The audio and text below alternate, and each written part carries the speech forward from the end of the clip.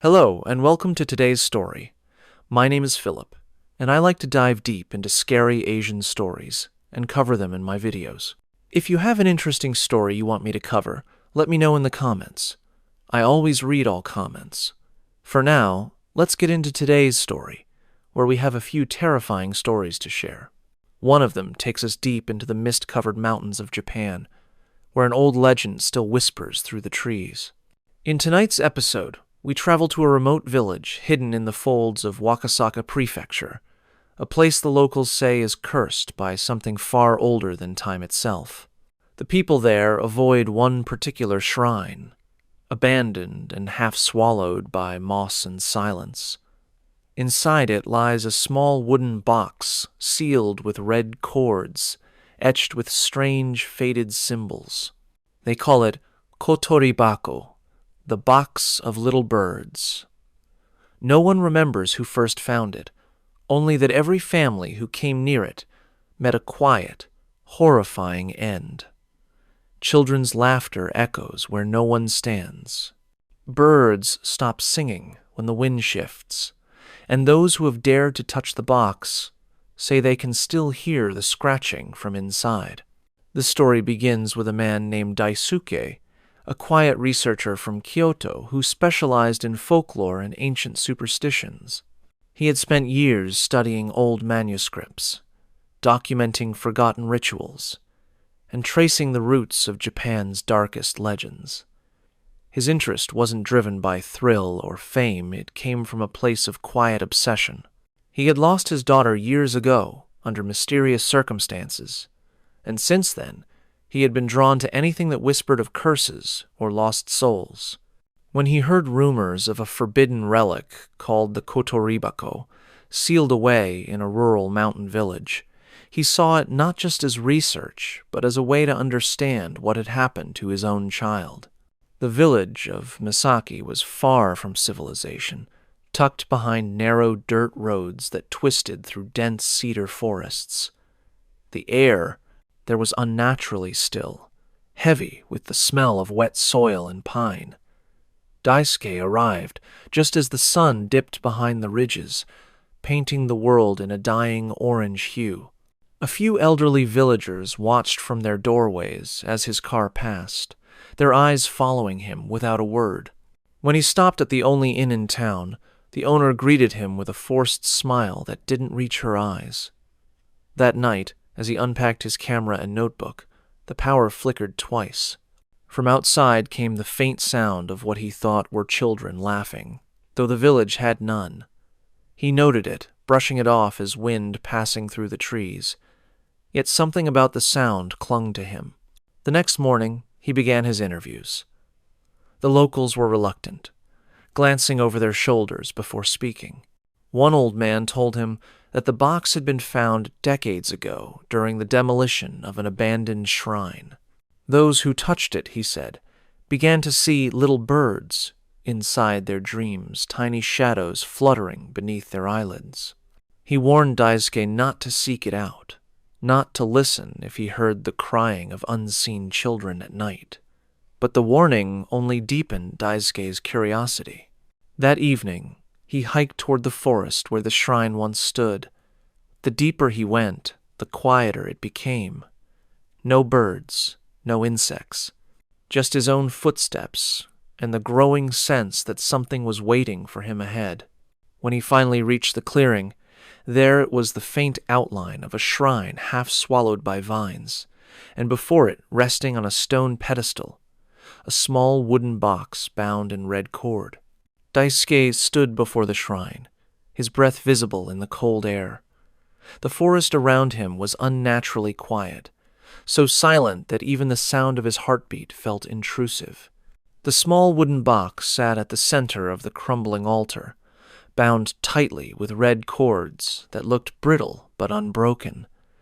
The symbols carved into its surface had faded with age, yet he could feel their presence, etched not just in wood, but in something deeper. He set down his bag, adjusting his camera to capture every angle. As the shutter clicked, a faint echo followed each snap like a soft reply.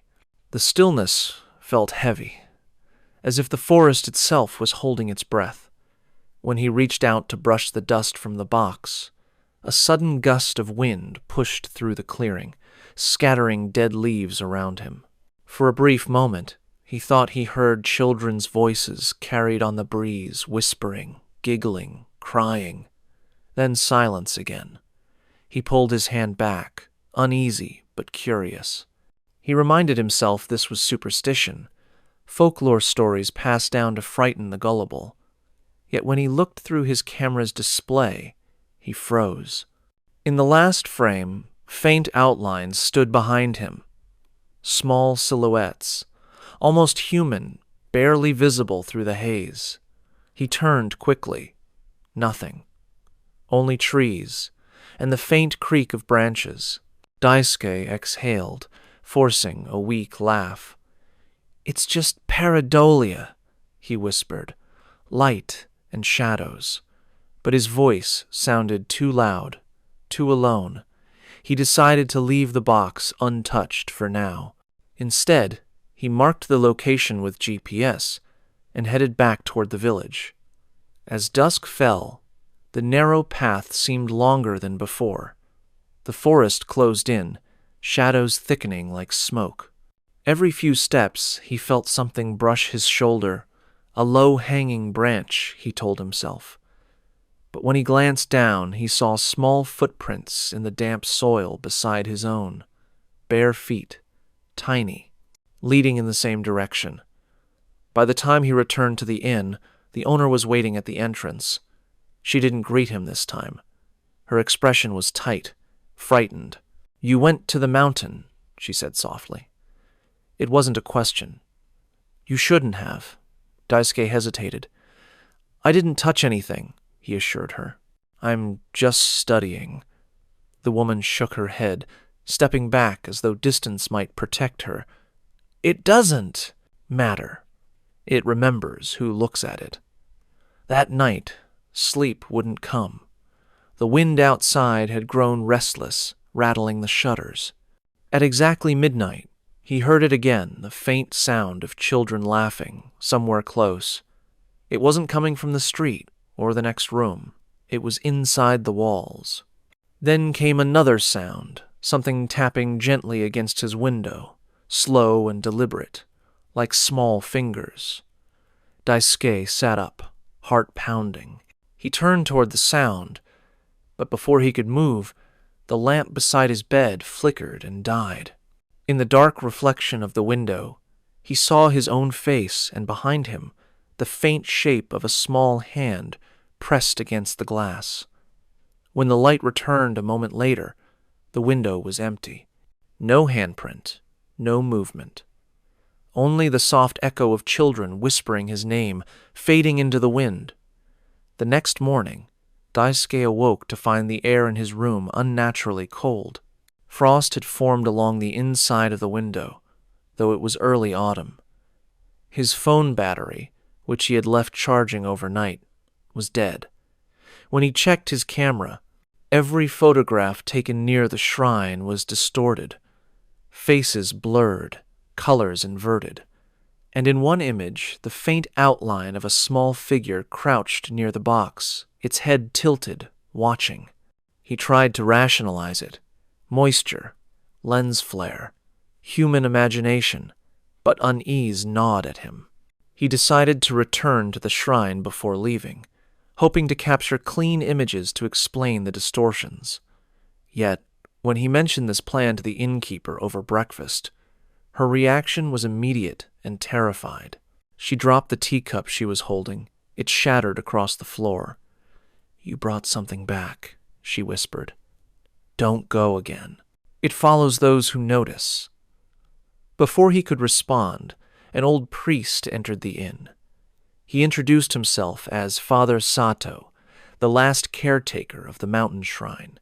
His expression was grim, his eyes sunken from lack of sleep.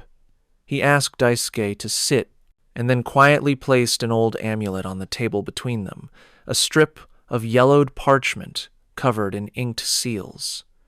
"Keep this close," he said. "Do not go back up there. The kotoribako was never meant to be found again." Daisuke asked him what it was, why it existed. The priest's answer came in fragments, each one colder than the last. The box, he said, was created centuries ago by women who had been wronged, sold, beaten, discarded.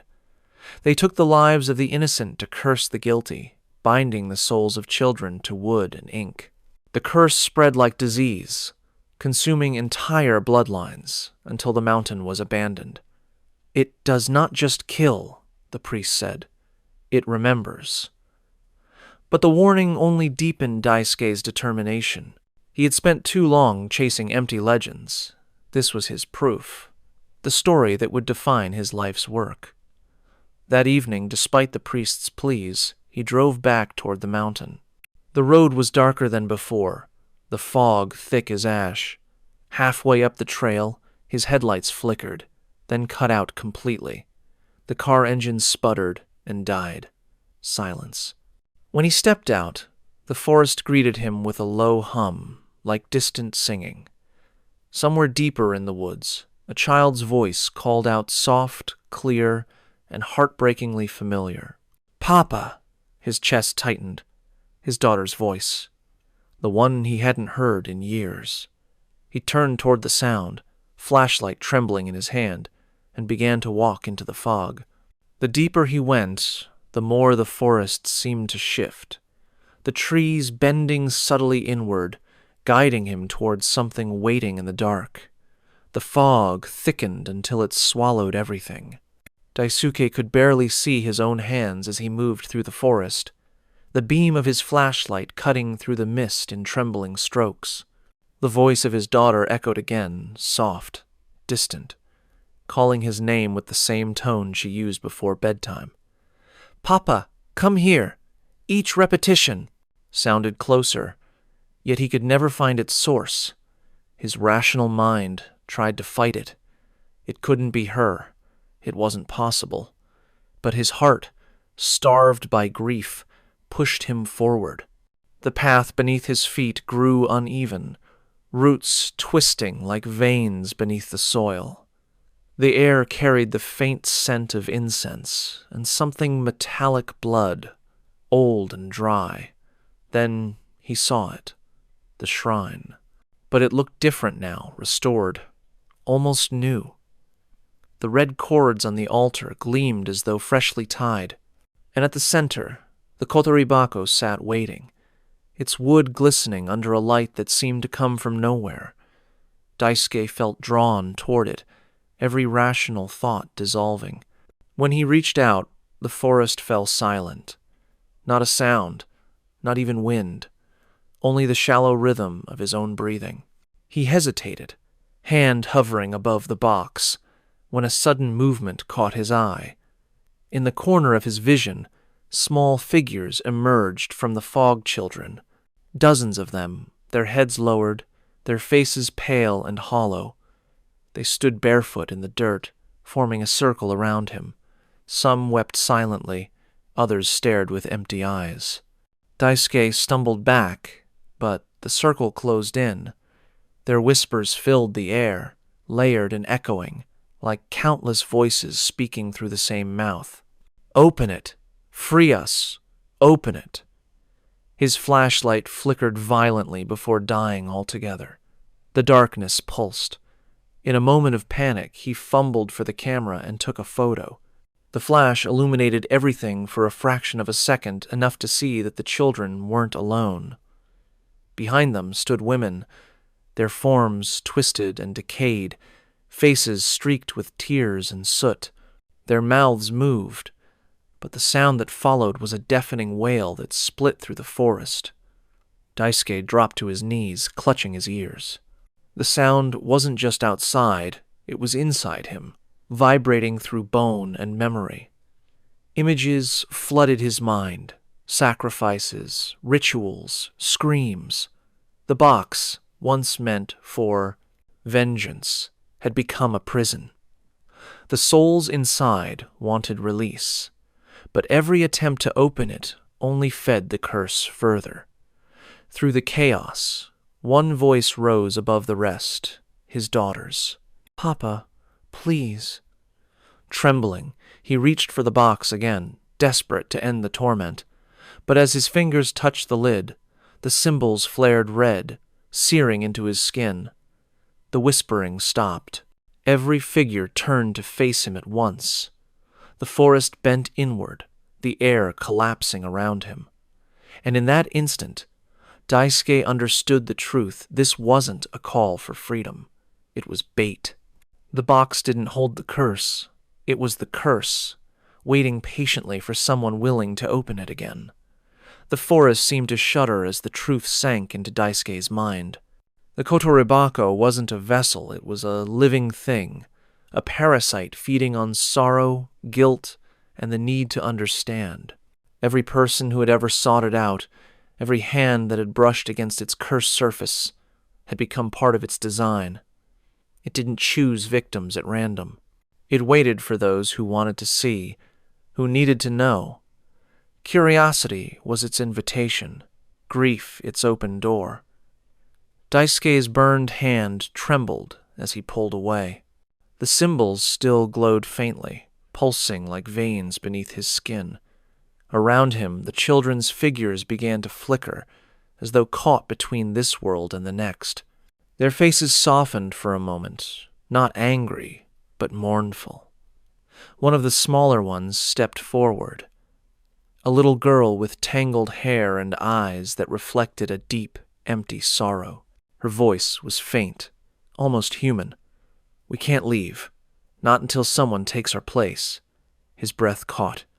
"Your place?" She nodded, lifting a small, blood-stained hand to point at the box. "It must always feed. The cords are not seals, they are veins. When they break, we go free, but the one who breaks them stays." Daisuke's heart pounded. The legends had always warned that the curse passed through bloodlines. But now he understood why.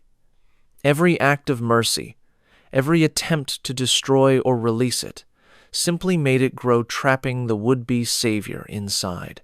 That was how the curse survived through generations. It didn't end. It transferred.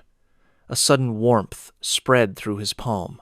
The burns were deepening, the sigils crawling higher, engraving themselves into his flesh. His vision blurred as whispers filled his ears again, gentle now, almost soothing. "You found us. You wanted truth. Now you will remember." He fell backward, the forest spinning around him. For a moment, he thought he saw his daughter standing among the children, her small hand raised in farewell. But her expression wasn't sad. It was resigned, as if she understood something he never could. The realization hit him like a blade. She had been claimed by the same force.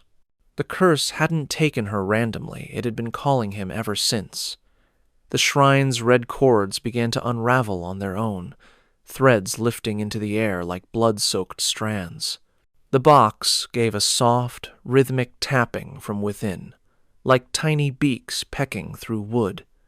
Daisuke's final thought before the darkness swallowed him was simple and cold. The Kotoribako didn't destroy families by accident. It was built for them. When morning came, the villagers found Daisuke's car abandoned on the mountain road, its door still open, headlights dimmed to nothing. His equipment was neatly packed in the backseat, camera, notebook, and recorder, all untouched. But Daisuke himself was gone. Only a trail of small, barefoot footprints led from the car into the forest before vanishing in the fog. A few days later, the innkeeper received a parcel. No return address. Inside was Daisuke's camera, wrapped in damp cloth and tied with red thread. The memory card was still inside. She hesitated before playing it, but curiosity won. The first few photos were of the shrine normal, if not a little distorted. Then came the final image. It showed the altar, freshly cleaned, the Kotoribako, perfectly centered. But the cords were gone. The box stood open. Inside, among the ashes and fragments of bone, was something new, a small notebook, half-burned, with Daisuke's handwriting scrawled across the first page. It read only 3 words: "Do not listen." That night, the villagers said they heard children laughing again, echoing down from the mountain. The sound carried through the trees, soft and playful at first, until it turned sharp, almost bird-like. By dawn, the laughter had stopped. Weeks later, a different traveler passed through Misaki and stayed at the same inn. He told the owner about an old box he'd found while hiking in the woods. Small, wooden, beautifully carved, and strangely warm to the touch. She froze, unable to speak. He smiled and said he planned to take it home. The legends of Asia are bound by something deeper than geography they share. The same heartbeat of fear, guilt, and the hunger of the unseen. From the cursed mountains of Japan to the humid rice fields of Thailand, each tale whispers of those who were wronged, and the darkness that answers their suffering. The Kotoribako taught us that some curses are born from grief, crafted by hands that could no longer bear pain. But not all spirits are trapped in boxes. Some still walk among us, hiding behind familiar faces, waiting for nightfall to feed. Our next story drifts through the misty villages of Thailand, where a beautiful woman hides a monstrous secret. When the sun sets, her curse takes flight, the terrifying spirit known as the Krasue. Her name was Sofa, a midwife from a small rural village on the outskirts of Chachoengsao, Thailand. She had lived her whole life surrounded by rice fields that glowed gold beneath the sun and turned to pools of mist at night. To the villagers, she was gentle, humble, and kind, a woman who brought life into the world. But behind her soft-spoken demeanor was a shadow she never spoke of. Sofa had been sick for weeks. It began with strange dreams, visions of blood dripping into bowls of rice, of distant cries echoing from the fields.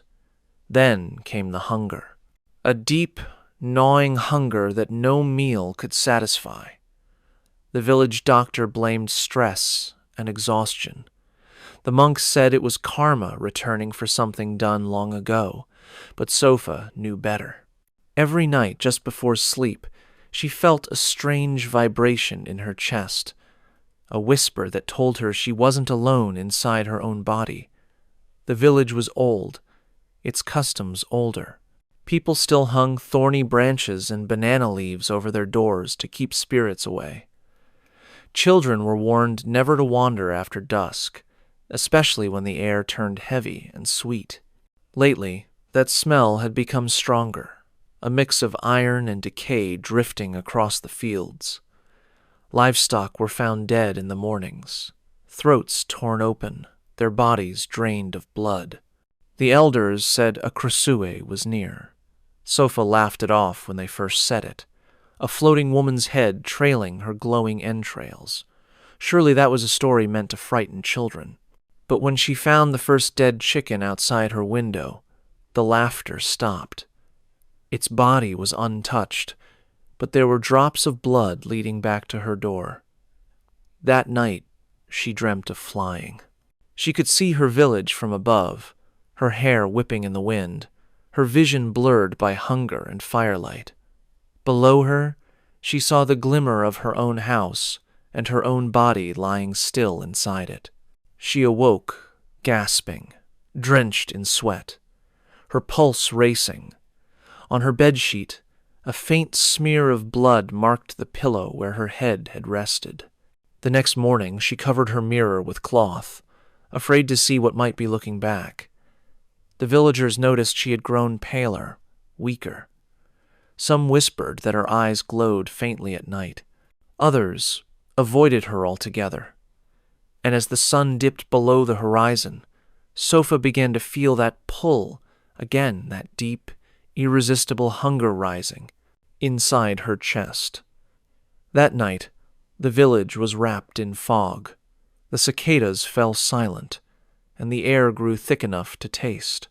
Sofa sat alone in her small wooden house, the single oil lamp casting a trembling glow across the walls. Her stomach churned, a dull ache spreading upward into her throat.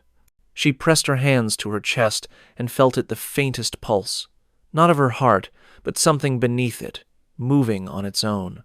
She tried to calm herself, deep breaths, cold water, prayer. But when she looked at her reflection in the bowl, her skin seemed almost translucent, veins faintly glowing beneath the surface. She blinked, and it was gone, just tired eyes staring back at her. Outside, the sound of rustling came from the coop. A few chickens clucked nervously, then went silent. Sofa grabbed a lantern and stepped out. The moonlight was pale, thin as bone. Her bare feet pressed into damp earth as she approached the coop, every step louder than the last. The air smelled strange, sweet, metallic. She reached the door and froze. The chickens inside were motionless. One of them twitched, then collapsed. A faint red glow shimmered across their feathers, like something wet reflecting the light. Sofa backed away slowly, heart pounding. Then she saw thin streaks of blood leading away from the coop, across the dirt, disappearing into the tall grass. Her lantern flickered, and for a moment she thought she saw a shape hovering in the distance, a faint red shimmer suspended in midair. The outline of a head, hair drifting like seaweed, entrails glinting like threads of fire. Her breath caught. She blinked again, and it was gone. Only the fog remained, heavy and suffocating. When morning came, she convinced herself it had been a dream brought on by exhaustion, but the villagers were restless. Word spread quickly, livestock found dead, bloodless, eyes wide open as if they'd seen something that no living thing should. Sofa joined the search, pretending concern, but inside she trembled. By midday, her neighbor Noi approached her quietly. Noi's grandmother was one of the village's last spirit healers, and she carried with her an old charm made of bones and red string. "Sofa," she whispered, glancing around to make sure no one else heard. "You've been marked. I can see it in your eyes." Sofa tried to laugh, but the sound broke halfway through. "You're just scared. Everyone is." Noi shook her head. "Last night, I saw light coming from your house. Not candlelight. Something red." The words froze in Sofa's throat. "You must be mistaken." But Noi didn't respond. She placed the charm in Sofa's hand and said softly, "Don't let it fly again." Then she left without another word. That night, Sofa locked every window and door.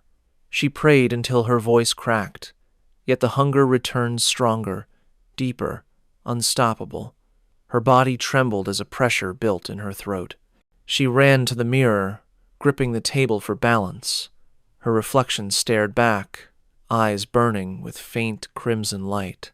Then, with a sudden snap, pain ripped through her neck. The world tilted. Her vision spun, and as her body collapsed to the floor, her head lifted into the air, trailing a shimmering web of glowing entrails as it drifted toward the open window. By the time the first rooster crowed, the village was already stirring with unease. Several farmers found their pigs dead, throats shredded and bellies hollowed out. The ground beneath the pens was slick with blood, but there were no footprints, only a faint trail of something wet that led toward the river and vanished into the reeds. When Sofa awoke that morning, she felt weak, hollow. Her sheets were damp, her pillow stained with something dark. Her body ached all over, but her head felt heavy. She told herself it was just exhaustion, that she had simply fainted during the night. But when she touched her neck, she felt bruises along the base of her skull, as if something had been tearing itself free. The villagers were beginning to whisper openly now. They blamed forest spirits, or worse, the Kitsune. Someone claimed to have seen a red light drifting over the fields before dawn. Another swore they heard something crying like a woman, half human, half bird. Superstitions spread like wildfire, and fear turned neighbors into strangers. At the marketplace, Sofa noticed the way people stepped aside when she passed. Noi wouldn't meet her eyes. Even the monk, who often stopped to bless her home, crossed to the other side of the road. That night, unable to bear the isolation, she went to Noi's house, hoping for help or at least understanding. Noi opened the door only a crack, her face pale in the lantern light. "You shouldn't be here," she whispered. "My grandmother says the thing that hunts us is bound to blood. Once it feeds, it remembers." Sofa tried to explain, voice trembling. "I don't know what's happening to me. Every night I wake up weaker. Every morning I find blood under my nails." Noi's expression faltered. "Then it's already inside you." She hesitated before pressing something into Sofa's hand, a small pouch filled with herbs and thorns. "Hang this above your door before dusk, and whatever happens tonight, do not look into a mirror." Sofa nodded numbly and stumbled back home. The village was quiet again, too quiet. As she crossed the rice fields, fireflies flickered like tiny red embers in the mist. But as she drew closer, she realized they weren't fireflies at all. They were droplets of blood, glowing faintly in the air, forming a thin trail that led directly to her house. Inside, her reflection waited. She had forgotten to cover the mirror that morning, and now the glass shimmered faintly, rippling like water. Her reflection smiled before she did. Her heart froze. The room dimmed. Outside, dogs began to bark, then whine, then go silent.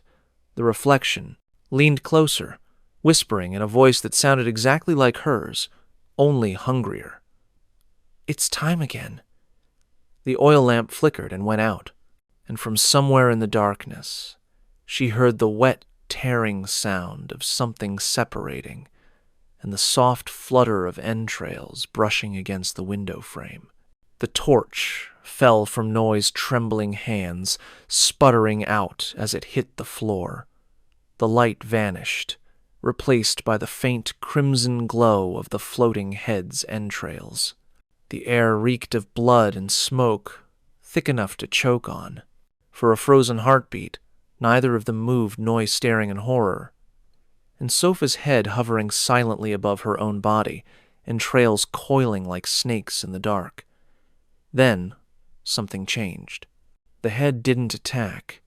It hovered closer, almost curious, the faint shimmer in its eyes softening for a fleeting second, as if it recognized the person before it.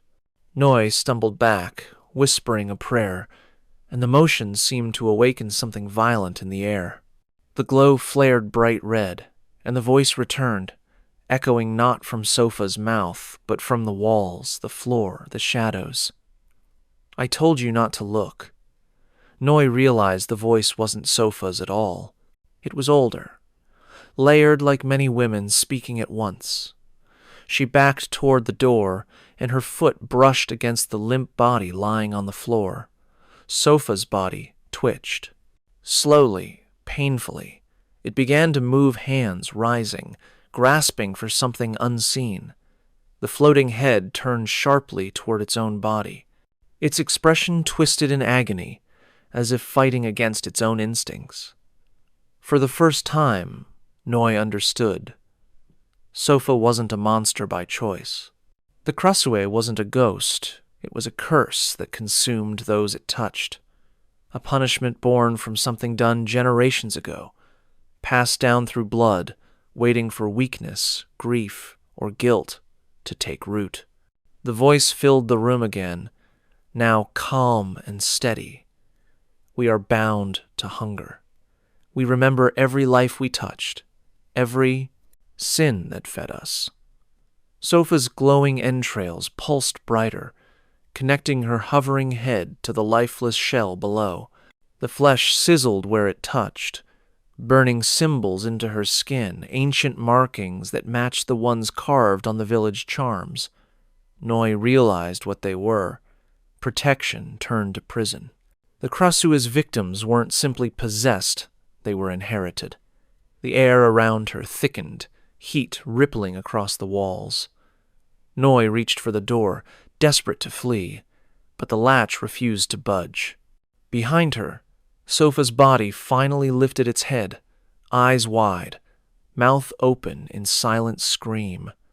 Then, for a heartbeat, everything went still. Sofa's floating head turned toward Noi, tears of blood sliding down her cheeks. "Tell them," she whispered hoarsely. "It doesn't end when I die."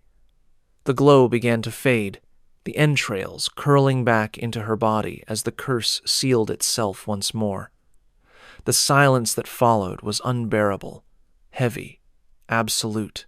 And then, from outside, came the faint, unmistakable sound of another woman's sobbing somewhere deep within the rice fields. When dawn broke, the villagers found Sofa's house burned to the ground. Only ashes remained, the air still thick with the scent of blood and smoke. In the ruins, they discovered two things untouched by flame: a pouch of herbs and a single mirror, its surface cracked but not destroyed. No one saw Noi for several days. When she finally emerged, her hair had turned nearly white. She spoke little, except to warn the others never to look for Sofa's remains. "She's at peace now," she said softly, though her trembling hands told another story. But the peace didn't last. Within a week, animals began dying again, small at first, then larger. The villagers found strange trails of blood winding through the fields at night, glowing faintly under the moonlight. Some claimed to see a woman's shape drifting above the rice paddies, her hair long and black, her eyes weeping light. Noi tried to pray each night, but sleep brought no rest.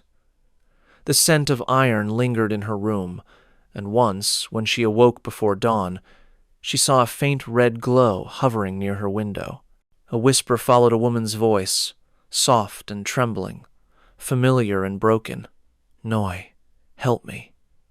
The glow moved closer, brushing against the window pane, leaving a smear of blood shaped like a handprint. And before she could move, before she could even scream, she saw the reflection in the glass. Not Sofa, herself. Only this time, the eyes in the reflection were glowing. Across Asia, curses don't simply haunt, they remember.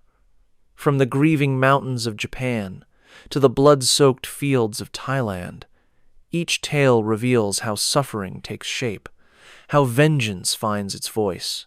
Some curses feed on guilt, others on flesh. But in every story, pain endures long after death, twisting love into something unrecognizable. We've seen how the Kotoribako devoured generations through sorrow, and how the Krasua's hunger consumed its own humanity. Yet not all spirits fly or hide in boxes. Some walk among us beautiful, sorrowful, waiting for the living to repeat the sins of the past. Our next story drifts through the villages of South Asia, where betrayal births a curse that walks backward beneath the moonlight. This is the haunting legend of the churl. In a remote village near the Thar Desert, where the winds carried more sand than sound, lived a young schoolteacher named Arif.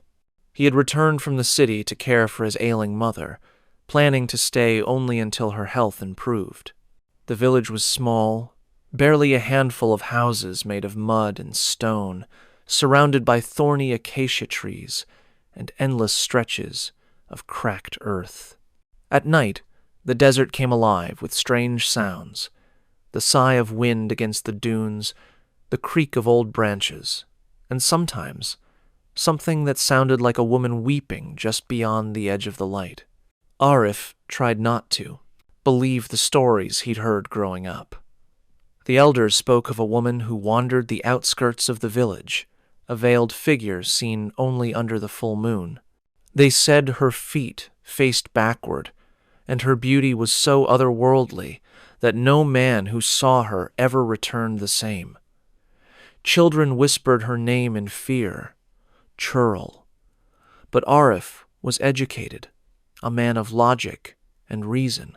He dismissed such tales as superstition. His only concern was his mother, who had grown weaker by the day.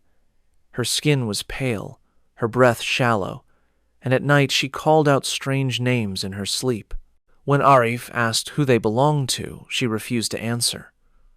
One evening, while fetching water from the old well at the edge of the village, Arif noticed something peculiar. The air around the well was cooler, heavy, with a sweet, decaying scent. He turned to leave, but out of the corner of his eye, he saw her, a woman in white, standing at a distance between the trees.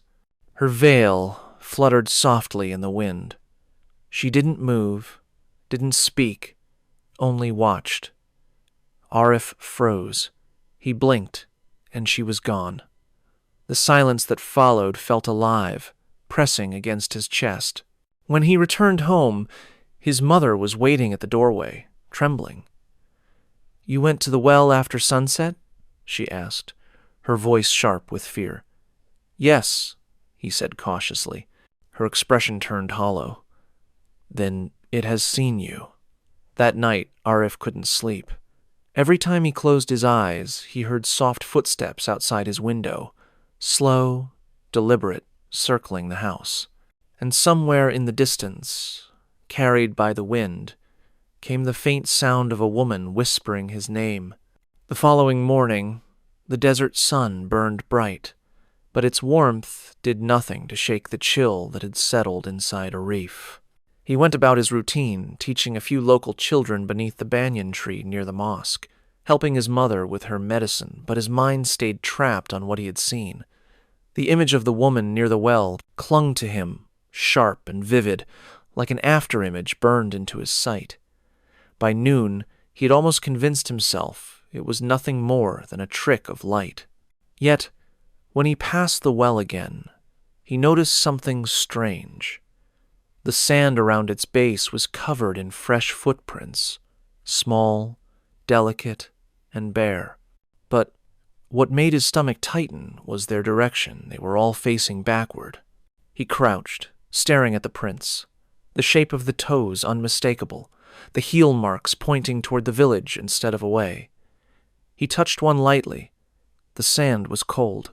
When he stood, a faint breeze passed by, carrying with it a soft scent, sweet, like jasmine, mixed with something rotten. That night, Arif's mother grew worse. Her breathing turned shallow, her lips pale. She murmured to herself, repeating the same name over and over. Ruxana, Ruxana. Arif didn't know anyone by that name. When he pressed her for answers, her eyes filled with tears. "She shouldn't have died that way," she whispered. "We were supposed to help her." But before he could ask more, she fell into a deep, restless sleep. Later that evening, Arif stepped outside for air. The village was quiet. The stars shimmered above the dunes, and the horizon glowed faintly blue under the moonlight. That's when he saw her again. The woman in white stood beyond the last house, halfway between the fields and the desert. Her veil shimmered faintly, and her head tilted as if listening to something only she could hear. Arif's heart pounded, but curiosity won over fear. He called out softly, "Miss, are you lost?" She didn't answer. Instead, she began to move slow, graceful steps across the sand. The distance between them shortened, though she seemed to glide rather than walk. When she finally stopped, just a few meters away, Arif noticed something that made his blood run cold. Her feet bare, thin, and dusted with sand, were turned backward. He stumbled back, his voice caught in his throat. The woman raised her head slightly, revealing a glimpse of her mouth beneath the veil, a faint smile, almost tender.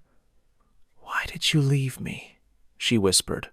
The voice was distant, yet heartbreakingly familiar, echoing inside his mind rather than through his ears. Arif turned and ran. He didn't stop until he reached his house, slamming the door shut and lighting every lamp he could find. His hands shook as he reached for his mother, but she was already awake, staring at him with wide, terrified eyes. "You saw her," she breathed.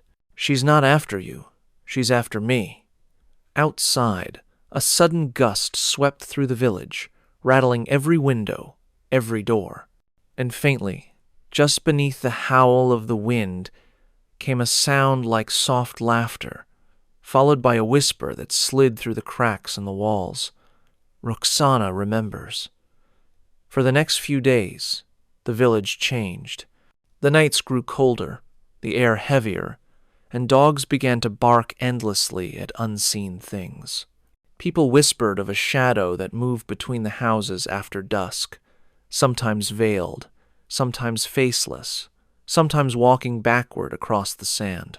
No one dared to leave their doors open anymore, not even to fetch water. Arif tried to care for his mother, but she had grown distant, speaking in murmurs to someone he couldn't see. She refused food and stared for hours toward the desert, whispering, "She's close. I can feel her." On the third night, an old man named Fahim, the village elder, came to visit.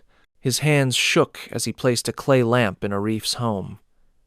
"Keep this burning until sunrise," he warned. "Don't let it go out. And if you hear her voice, do not answer." Arif frowned. "Who is she really? Why does she want my mother?" Fahim's eyes darkened. "Your mother's family wronged someone long ago. A woman who died during childbirth, abandoned and left to rot. They said it was her fault the baby didn't live. She cursed them as she took her. Last breath. Her name was Roxana." The room went cold. Arif's pulse quickened, the same name his mother whispered in her sleep. That night, he sat by the lamp, fighting the exhaustion that clawed at his eyes. Every time his head drooped, he saw Flash's fingers brushing against his window, a white veil floating past the door, footprints appearing and vanishing in the dust. Around midnight, his mother began to cry out again. "She's here! Don't let her in!" Arif ran to her side, gripping her trembling hands. "It's just a dream, Ma!" But the door behind him creaked open, though no wind had touched it. The flame of the lamp flickered violently, stretching high, then dimming to a thread. A smell of roses and decay filled the room. Arif turned, and there she was, standing in the doorway. Her veil fluttered like a shadow made of smoke. He could see her face now, half beautiful, half rotten, one eye luminous and human, the other hollow and black. Her backward feet pressed softly into the floor as she stepped closer. Arif stumbled back, clutching the lamp between them. The churl's voice came like a sigh. "She left me to die, but I remember every name." His mother sobbed, falling to her knees. "Please, Roxana, I was just a child. It wasn't me." Roxana tilted her head, her expression unreadable. Blood does not forget. The flame flared once more, burning bright enough to fill the entire room with golden light. When it faded, she was gone. But on the wall where she had stood, dark handprints remained pressed backward, as if reaching from another world. Outside, the wind carried a whisper that circled the village again and again. "It's not over." That night, the air was unnaturally still. Not a single insect stirred. Not a breath of wind moved the curtains. Arif sat beside his mother's bed, the clay lamp burning low, its flame trembling like it feared what was coming. His mother had fallen into a deep, feverish sleep, muttering Roxana's name again and again, her voice weak and cracked. Outside, the village lay silent under the weight of a moonless sky. Then, without warning, the lamp flickered and went out. The darkness was complete. Arif rose quickly, fumbling for the matches. His fingers shook, but before he could strike a spark, a soft voice echoed from the doorway. "You've grown so much, Arif." He froze. The voice was gentle, familiar. A woman's voice. Slowly, he turned. Standing at the threshold was Ruxana. Her veil was gone, her hair long and dark, her face radiant in the faint silver glow that now seemed to come from nowhere. For an instant, she looked human, sad, almost kind. "Who are you?" he whispered. "You don't remember me," she said softly. "But your mother does." Arif stepped between her and the bed. "You're not real. You're just a story." Her smile twisted. "Do stories bleed?" Before he could react, she lifted her hands. Her fingers stretched unnaturally long, her skin shifting from soft brown to gray, mottled and cracked. Her beauty peeled away like old paint, revealing something hollow beneath. Her eyes sank, her lips split, and a stench of rot filled the air. Her feet backward and bare pressed into the earth, with a faint squelch as she moved closer. Arif stumbled backward, dragging the lamp to the center of the room and striking it alight. The fire blazed briefly, and in its glow, he saw his mother sitting upright, her eyes wide and glistening with tears. "Ruxana," she whispered, "forgive us. It wasn't supposed to happen that way." The churl's head tilted. "You left me bleeding in the dust," she hissed. "I begged for help, but you closed the door." "It was my father," his mother cried. "He told us not to intervene. He said you were cursed already." Ruxana's expression hardened. "And now his sons and his sons' sons will feel what I felt." The room began to shake. The walls groaned. As the floor darkened, damp patches spreading like veins. The smell of blood thickened. Arif reached for his mother, but she screamed, clutching her chest as black smoke poured from her mouth. Ruxana stepped closer, her backward feet dragging against the floor, leaving trails of soot. "I waited," she whispered, her voice trembling now not with rage, but with grief. "I waited for kindness that never came." Arif's mother's eyes rolled back. Her final breath escaped in a choked whisper. "Save yourself." The lamp shattered, plunging them into darkness. And as the last flicker of flame died, Arif felt cold fingers brush his cheek and a breath hot, with decay whisper in his ear. "Now you will remember." The darkness lingered long after the flame died. Arif couldn't tell if his eyes were open or closed, only that the air around him pulsed with warmth, as if the room itself were breathing. Somewhere nearby, he heard the faint sound of sobbing. It wasn't his mother. It was soft, distant, and heartbreakingly human. When the shadows began to shift, he saw Ruxana kneeling on the floor. For the first time, she looked less like a monster and more like a woman, her veil half draped over her face, her shoulders trembling. "Do you know why I was cursed?" she whispered. "It wasn't for vengeance. It was for love." Arif's voice trembled. "Love?" She nodded slowly. "I died giving birth. Your great-grandfather promised me help. Instead, he let me bleed into the dust so his wife's reputation wouldn't suffer. My last thought wasn't hate, it was longing. I wanted my child to live, to be held. That wish became my curse." Arif's heart pounded as he looked at his mother's lifeless body. "And now you punish their sons." Ruxana's eyes filled with tears that glowed faintly in the dark. "Because they forget. Every generation forgets the women they broke. So I remind them." She reached toward him, her cold hand brushing his cheek. "You're the first who stayed to listen." He felt a strange calm, almost pity. "Then end it. Take me instead." Her expression faltered. For a moment, her decayed features softened into something human again. "It doesn't end with you," she said. "It ends when someone remembers me not with fear but with sorrow." The room began to brighten, the air shimmering like heat over sand. Arif blinked and saw flashes his ancestors, the same house generations ago, Ruxana screaming as she clutched a stillborn child while villagers turned away. He saw his great-grandfather close the door, the guilt on his face fading into the dust of time. When the vision faded, Ruxana stood before him one last time, her body half-transparent, the veil fluttering in an unseen wind. "Tell them the truth," she said softly, "or the next son will carry my name in his dreams." A single tear slipped down her cheek and landed on the floor, turning to blood before vanishing into the earth. Then the air cracked with a sharp, echoing sound, the breaking of something unseen. Her form wavered, the red glow in her eyes fading into gray. "Go," she whispered, "before dawn finds me."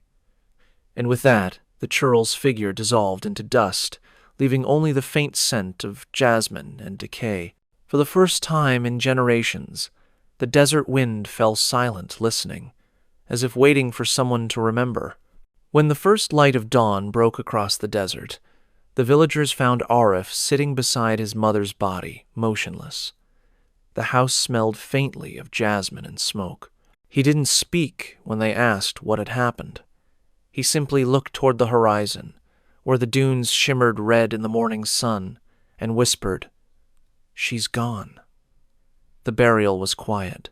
No one mentioned the curse, though everyone felt its weight in the dry wind. That night, Arif packed a small bag and left the village without saying goodbye. He said he was going to the city to teach again, to start over. But those who saw him walk down the dusty road noticed something strange. He limped slightly, as though one leg didn't move quite right. Weeks later, in another town, people began to whisper about a man who never stayed long, who covered every mirror in his home and avoided walking after dusk. Some said he spoke to someone who wasn't there. Others said they'd seen a woman in white following him at a distance, her veil fluttering in the wind. One traveler swore he heard the man speaking softly one night near the river. "I remember you," he said, voice shaking. "I remember everything." And as the traveler turned to leave, he caught a glimpse of the man's reflection in the water, his face pale, his eyes hollow. But what froze him wasn't the expression. It was the faint outline of backward footprints forming slowly behind him in the sand. Across every border and language, one truth repeats: every curse is born from imbalance.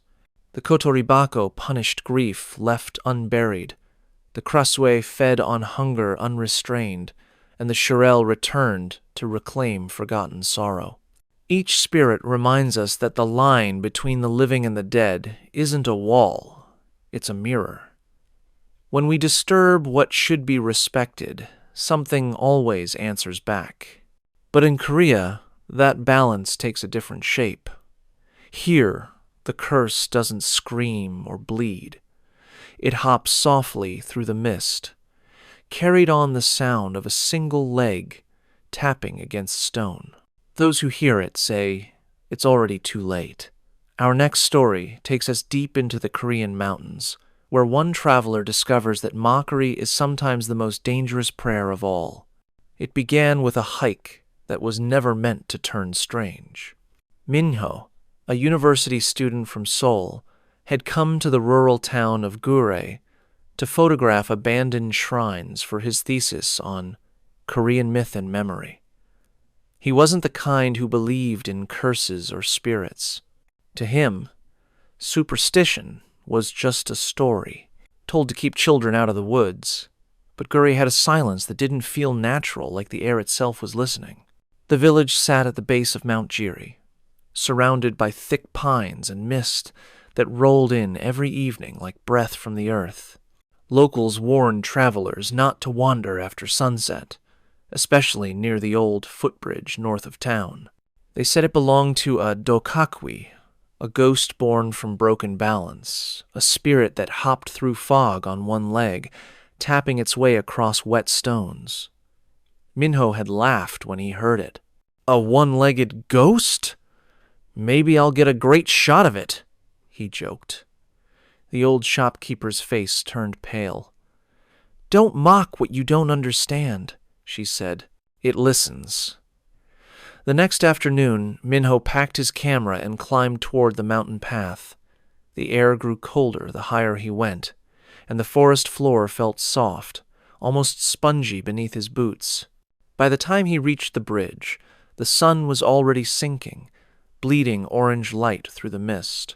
The bridge itself was ancient, half-collapsed, slick with moss, one end disappearing into a curtain of fog.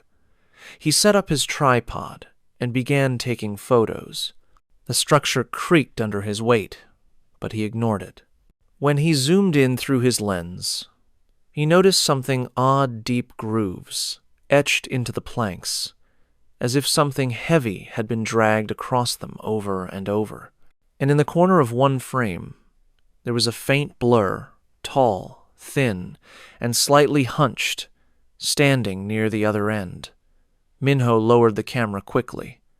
Nothing, just fog. He exhaled and laughed nervously to himself. Guess I got my ghost shot after all. His voice echoed strangely, bouncing back from somewhere deep in the mist. As he turned to leave, a soft tapping sound began behind him. 1, 2, 3.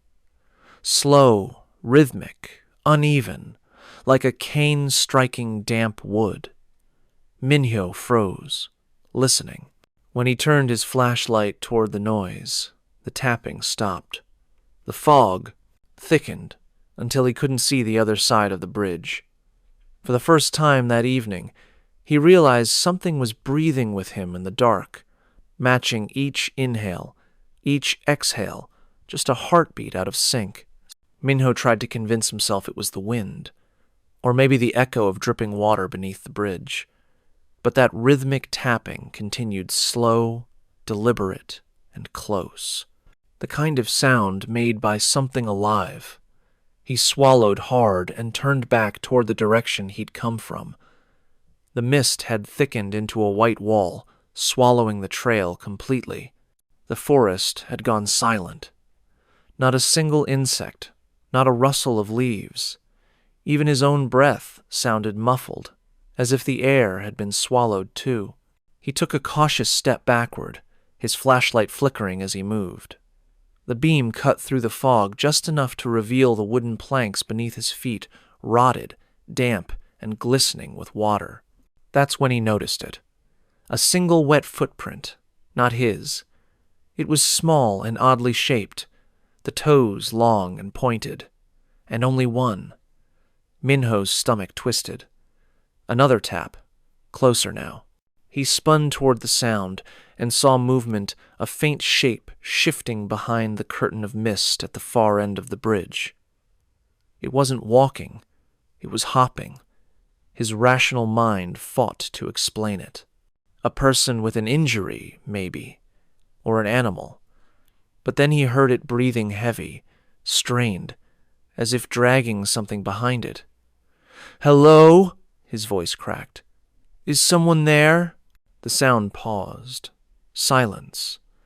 Then, slowly, a voice answered low, distorted, almost childlike. "Balance." The word echoed strangely, drawn out and wet, as if spoken through water. Minho's pulse spiked. "What did you say?" No answer, only tapping again. Louder, faster. He aimed his flashlight toward the fog, but the beam bounced back, scattering uselessly. He took a step forward, just one to try and glimpse the figure. The wood beneath him groaned, and suddenly the bridge shook violently. Something struck the planks beside his foot, a long, narrow crack spreading outward like a vein. He stumbled back, grabbing his tripod for balance.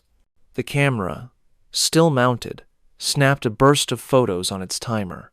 Flash after flash lit up the fog white, then gray, then something darker.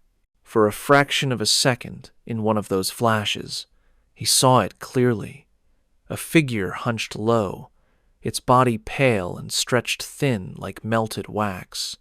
It had one leg long and sinewy ending in a cracked, blackened foot. Its other side was empty, a void where a limb should have been, and in its hand, or what remained of one, it held a long wooden cane, tapping rhythmically against the wet wood. The final flash went off, and the shape vanished. The sound stopped. The bridge stilled. Minho's heart pounded in his ears. He forced himself to breathe, grabbed his camera, and ran across the bridge. His boots thudded hard against the planks until he reached the other side and stumbled onto solid ground. The air there felt different, warmer, lighter, safe. He turned back once, panting, expecting to see nothing but fog. Instead, he saw the faint outline of the bridge fading from sight its far end, sinking slowly into the mist, as if being swallowed whole. Then, from the depths of that fog, came a single, sharp tap, followed by another, then one more, 3 taps, like a warning, like a heartbeat, and then a whisper that made the hairs on his neck stand on end. "Your shadow limps now." By the time Minho returned to the village, night had fully fallen. His clothes were damp with sweat and mist, and his camera bag felt impossibly heavy. Every step back down the narrow dirt road echoed faintly, as if something followed just out of sight. He didn't look back. When he finally reached the main street, the few villagers still awake turned to stare. Their expressions changed the moment they saw him: fear, pity, something else he couldn't name. The old shopkeeper who had warned him before hurried to the doorway, clutching a talisman made of paper and ash. "You went to the bridge," she said. It wasn't a question. Minho tried to speak, but his voice cracked. "I just took some pictures, that's all." The woman shook her head. "You shouldn't have spoken to it." "I didn't," he began, then froze. The word balance still echoed faintly in his mind, the memory of that broken voice impossible to forget. The shopkeeper's hand trembled as she pressed the talisman into his palm. "Hang this above your door. If you hear tapping tonight, don't answer, don't move, and whatever happens, don't look at your shadow." He left without another word. By the time he reached his rented room at the edge of town, his legs were throbbing. A dull ache ran from his ankle to his thigh. He ignored it, assuming it was just exhaustion from the hike. He sat on the floor, scrolling through the pictures on his camera. Most were ruined, blurry, streaked with light, but one photo made him stop. It showed the bridge half shrouded in fog, but in the corner was a faint shape, long, thin, and bent, standing beside his own shadow. He blinked. The shape didn't match his silhouette. It had one leg. A sudden knock on the door made him jump. It was a man in monk's robes, his face weathered, his eyes calm but grave. "You must leave this place before dawn," the monk said quietly. "The Dakakwi remembers those who mock. You've stepped into its rhythm." Minho frowned. "I didn't mean any disrespect. It doesn't matter," the monk interrupted. "It heard you laugh. It followed your shadow." The room grew colder. From somewhere beneath the floorboards came a soft tap. Then another. The monk's head turned sharply toward the sound. "It's already here," he whispered. Minho's legs began to tremble. He looked down and felt his breath catch his right foot, was shaking uncontrollably, twitching, in short, uneven jerks, like it was trying to hop on its own. The monk reached into his robes and took out a small pouch of salt and thread. "If it takes your balance, it takes your will. You must bow to it before it finishes the game." "Bow?" Minho repeated, confused. The monk nodded. "One leg raised. Like it. Show it you understand its pain." Outside, the wind howled through the narrow streets, and beneath it all came that same slow, steady rhythm. One tap, one pause, one breath. The Dokakwi was coming closer. The tapping grew louder, measured, deliberate, echoing through the thin floorboards, as though the wood itself had learned to breathe. Each strike felt closer than the last. The monk's face tightened. "Don't look directly at it," he whispered. "If you see it, it sees through you." Minho's pulse thundered in his ears. The oil lamp flickered violently, casting long, broken shadows that swayed against the walls. He could feel his balance slipping, as if one leg were heavier than the other. When he tried to stand, his right foot refused to move properly. It dragged, scraping against the floor. The monk sprinkled salt around the doorframe, murmuring words in Old Korean. "You mocked its form," he said quietly. "You stood where it died. It's not anger that drives it, it's balance. You must mirror its suffering." A deafening crack came from the ceiling. Dust rained down. Then silence. Minho turned slowly toward the sound. The air in the center of the room shimmered faintly, bending like heat above stone. Then, out of the distortion, something began to take shape. A pale, elongated figure, translucent but solid enough to cast a faint reflection on the floor. It was tall and thin. Its body twisted at strange angles, supported by one withered leg that ended in a blackened stump. The other side empty, torn away at the hip, hung in the air like unfinished clay. Its head tilted downward, its long, wet hair sticking to a face that looked half-formed. When it moved, the air carried the scent of rain on old wood and something far more ancient rot and regret. Minho stumbled backward, knocking over the lamp. The flame guttered out, plunging the room into darkness. Only the faint red glow from his camera's power light remained, blinking like a heartbeat. Then came the voice broken, rasping, like stone dragged across stone. "You laughed." Minho's breath caught.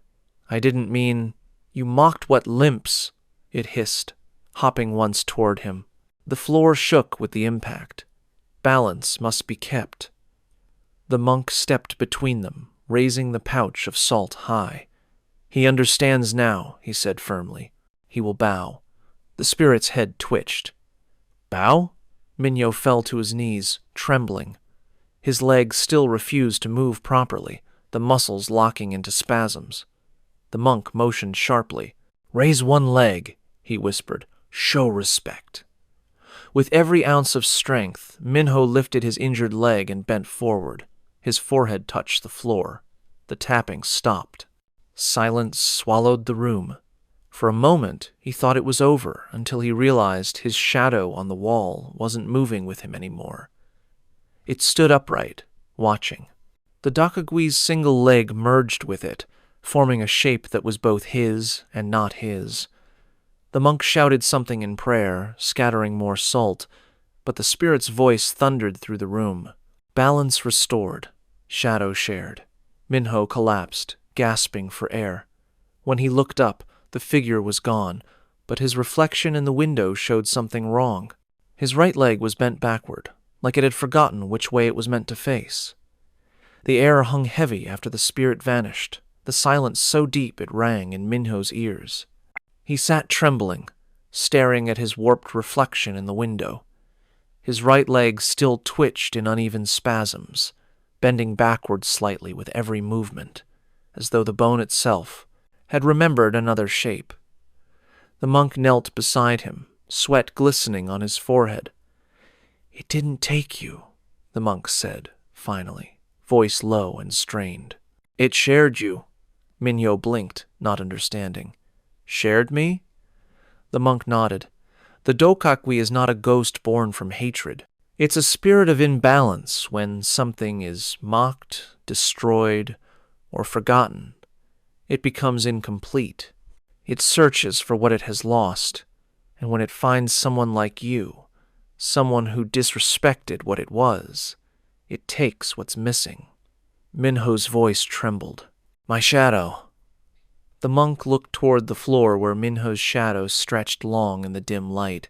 The top half looked normal, but the lower part flickered unnaturally, like a second leg moved inside it, independent, restless.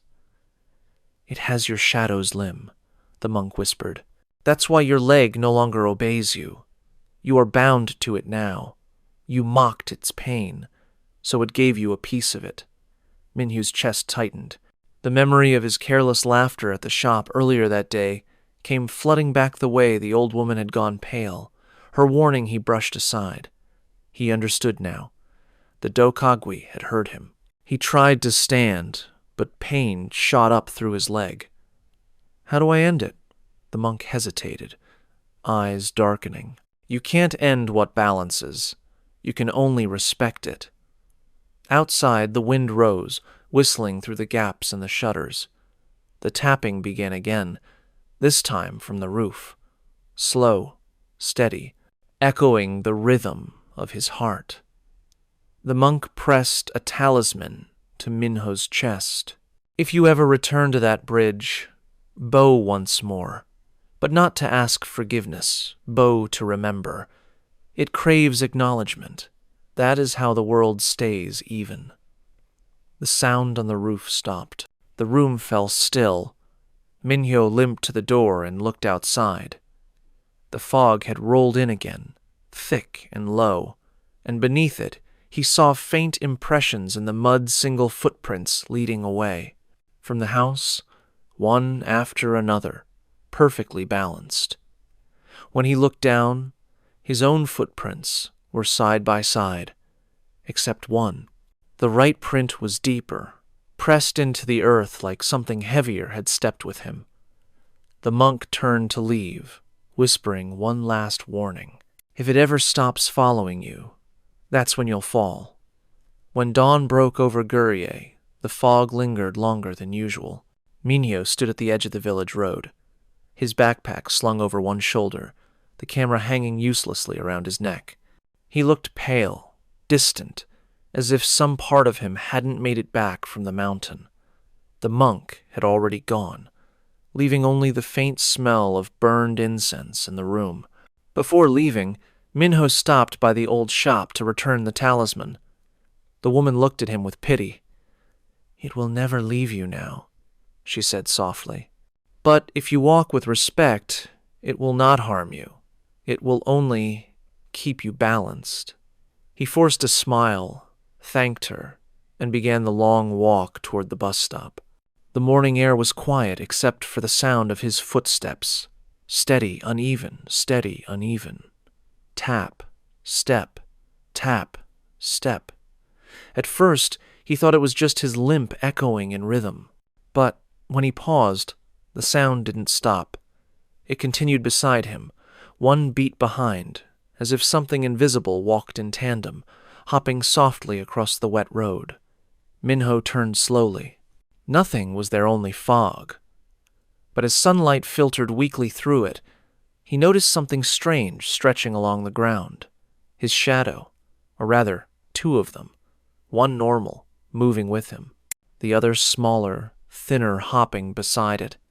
He stared for a long moment, frozen in silence. Then, with a shaky breath, he took another step forward. Both shadows followed. Tap, step, tap, step. The mist closed in behind him, swallowing the sound. From mountain shrines to haunted bridges, every curse we've uncovered so far shares one truth: pain never dies. It changes shape. The Kotoribako, the Krasue, the Churel, the Dokakui, each spirit rose from betrayal, from mockery, from those who thought fear was something to laugh at. But some curses don't just punish, they consume entire villages, spreading like fire through blood and memory. In the far reaches of Indonesia's Maluku Islands, one such spirit waits beneath the wind, her laughter drifting through the palms like smoke. She was burned for sins she didn't commit, yet her flames never died. Tonight, we follow her story, the curse of the Swangi, the spirit who feeds on fear, and the ghost who never forgave the living. The story begins on the small island of Seram, part of Indonesia's remote Maluku chain, a place where the sea is calm by day, but carries whispers by night. Fishermen say the waves there remember voices. Some belong to the living, others do not. Arman was an anthropology student from Jakarta who had come to document old superstitions and dying rituals for his graduate thesis. To him, ghosts were metaphors, manifestations of guilt, fear, or cultural memory. The locals, however, didn't share that opinion. They warned him not to stay near the northern shore, especially after dusk. The Swangi walks there, an old woman told him, her eyes cloudy with age. She laughs when she finds someone who doesn't believe. Arman smiled politely, pretending to take notes, but he dismissed it as folklore. His small guest house sat at the edge of the forest, its wooden stilts creaking with every breeze. At night, the ocean wind carried strange scents, salt, smoke, and something faintly sweet, like flowers rotting in water. On his third evening, he joined the villagers for a communal meal by the beach. The conversation was lively until one of the men mentioned a name, Mira. The table fell silent. Someone muttered a prayer. Arman asked who she was, but no one answered directly. Finally, the village head leaned in and said quietly, Mira was accused of witchcraft 20 years ago. She died in the fire. Now the Swangi wears her face. That night, as Arman reviewed his notes, the wind rose suddenly, rattling the shutters. He heard laughter faint, distant, drifting in with the tide. At first he thought it was children playing by the shore, but when he stepped outside, the beach was empty. The laughter came again, closer now, soft and melodic, like someone whispering a secret just out of sight. He froze when he noticed footprints in the sand, bare, delicate, leading from the sea to the steps of his guest house. The air smelled faintly of perfume, sweet and decayed. A shadow moved behind him, and for a moment he thought he saw a woman's reflection in the darkened window, pale, smiling, her eyes too bright to be human. When he turned around, there was no one there. Only the lingering echo of laughter carried by the wind and the faint scent of burning wood. That was the night Arman stopped writing about folklore and started living inside one. The next morning, Arman woke to the sound of waves crashing harder than before. His room smelled faintly of smoke, though no lamps had burned overnight. When he stepped outside, he noticed something odd. The footprints from last night were gone, washed away by the tide, yet the sand beneath his guest house was disturbed, as if someone had stood there for hours. The innkeeper, a quiet woman named Lani, brought him coffee and avoided his eyes. "Rough night?" she asked softly. Arman nodded. "Did anyone walk by here after midnight?" Lani hesitated.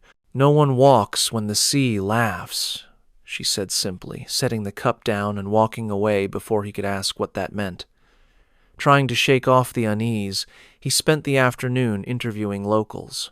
Most avoided his questions, but one old fisherman finally spoke. "The Swangi isn't just one ghost," the man said, eyes fixed on the horizon. "She's every woman they burned, every name they erased. When she laughs, it means she's found another soul that will remember her." That evening, Arman returned to his room. The air was thick, humid, heavy with the scent of seaweed and something sweetly rotted. He sat by the window, editing recordings on his laptop. Around midnight, he heard a faint knock on the wall outside. Once, twice. Then a soft, lilting giggle that made his chest tighten. He turned on his recorder instinctively. "Hello?" he called, his voice shaking slightly. No answer, only the whisper of wind pushing through the cracks in the shutters. He replayed the audio a few seconds later. The knock was there, followed by something new, a faint voice, just under the surface of the sound. "Arman." His heart lurched. He stopped the recording and rewound. The voice came again, clearer this time, almost amused. "You don't believe, do you?" He shut the laptop and turned off the recorder, his pulse hammering in his ears. The air felt wrong, too still, too thick. He tried to laugh it off, muttering, "Nice trick," though he wasn't sure who he was talking to. That night, he dreamt of a woman standing in the shallows of the ocean. Her back was turned, her long black hair dripping with seawater. She was humming a haunting tune that rose and fell with the waves.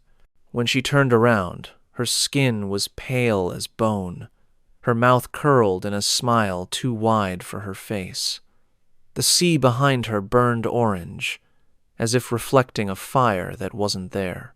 Armin woke, drenched in sweat, gasping for air. His clock read 3:33 a.m. From outside came the faint sound of someone walking slowly along the beach, bare feet dragging through wet sand. He pulled the curtain aside and froze. There she was, the same figure from his dream. A woman in white, her long hair clinging to her shoulders, her body illuminated faintly by the moonlight. She stopped in front of his guest house, tilting her head slightly upward as though she could sense him watching. Armin's breath caught. He blinked. Once, and she was gone. Only the sea remained, rippling softly under the pale dawn light. But when he stepped outside minutes later, he found something left behind in the sand below his window. A string of blackened beads, charred at the edges, still warm to the touch. Armand didn't sleep after that night. The charred beads sat on his desk, like a warning he couldn't decipher. Every time he tried to throw them away, he hesitated, the warmth beneath his fingertips, never fully faded, as though something inside them still breathed. The next morning, Lonnie noticed the beads immediately. Her face strained of color. "Where did you find those?" she whispered. "On the beach," Armin replied. "They look like prayer beads." Lonnie shook her head slowly. "Those belong to Mira, the woman they burned. We threw them into the sea 20 years ago." Armand frowned. "You mean the Swangji?" She flinched at the name. "Don't say it here," she hissed. "She hears her name through the wind." That night, the sea wind came earlier than usual, louder, heavier, filled with an unnatural rhythm. Armin sat on the porch, listening. The waves crashed in threes, followed by faint laughter that seemed to echo inside his chest. He switched on his recorder again, determined to capture something tangible. But this time, the sound didn't come from outside. It came from behind him. A woman's voice. Low, melodic, almost teasing. "You're the only one who still listens." Armand turned sharply. The room behind him was empty. His laptop screen glowed faintly, displaying the audio file from the previous night, yet no hands touched the keyboard. The recording was playing on its own. He stepped closer, his pulse quickening. The laughter in the recording deepened, distorted, until it no longer sounded human. And then, under the static, came words. "They burned me. They buried me. But they could not silence me." The room's temperature dropped. His breath fogged the blinds. Air. He shut the laptop and stumbled backward, knocking over a chair. From outside, a door slammed open. Lonnie's voice cut through the storm. "You've brought her in," she shouted. "You shouldn't have recorded her voice." Armand ran to the porch. Lonnie stood at the foot of the stairs, clutching a bowl filled with ash and water. Her hands trembled. "She feeds on memory. When you remember her, you invite her closer." He opened his mouth to argue, but froze. Behind Lonnie, near the tree line, a figure stood half hidden in the mist. The woman from before Mira, her head tilted slightly, her grin stretching too wide. A soft light flickered within her chest, glowing through her skin like embers trapped in glass. Lonnie gasped and began chanting, splashing the ash water onto the ground. The air hissed, the scent of smoke rising instantly. Mira's face flickered beautiful, then skeletal, then gone. But the laughter remained. Armin turned toward his desk. The charred beads were gone. In their place lay a single blackened handprint burned into the wood. The smell of perfume, sweet and rotting, filled the air once again, and from somewhere deep inside the guest house walls came a new sound, a heartbeat, slow, steady, and not his own. The storm came that night, violent and unrelenting. Wind howled through the coconut palms, and the ocean clawed at the shore as if something beneath it wanted to rise. Armin barricaded his windows, but it didn't matter. The laughter carried through the cracks, soft and cruel, like it was whispering directly into his ear. Lonnie had returned before sunset, clutching a small clay pot filled with seawater and ashes. "We can still drive her out," she said, her voice trembling. "But we have to return what she's missing." Armin's pulse quickened. "What do you mean?" She pointed to the blackened handprint on his desk. "That's a mark of claim. She's inside the memory of this place now. The beads weren't just hers, they were her voice. When you touched them, she followed you back." The lights flickered. For a brief moment, the room darkened completely, and in that heartbeat of blackness, Armand heard the unmistakable sound of someone breathing behind him. Slow, wet, labored. He turned, flashlight shaking in his hand. The beam landed on the far wall on a shadow that didn't belong to him. A woman's silhouette, long hair, bare feet. And though her body didn't move, her shadow did, twitching, jerking as if it were laughing. Lonnie began chanting again, her words rising above the storm. "Spirit of fire, bound by blood, return to your ashes." The walls shuddered. The air thickened with the smell of burned sugar and rot. Armand backed away, but his heel hit something soft. He looked down and froze. The charred beads were back, arranged neatly in a circle at his feet. Inside the circle, the wooden floor was damp and dark, as if soaked in seawater. From within that circle, a voice rose, Mira's voice, soft and mocking. "They burned me for being what I never was. Now I am everything they feared." The beads began to rattle, the circle pulsing with dim red light. Lonnie screamed, throwing the clay pot onto the floor. The seawater hissed on impact, filling the room with steam. Through the haze, a figure appeared, half woman, half corpse. Mira's skin glowed faintly with embers beneath the surface. Her mouth twisted in a smile that didn't reach her eyes. "You listen to me," she said to Armin, stepping closer. "You believe in me.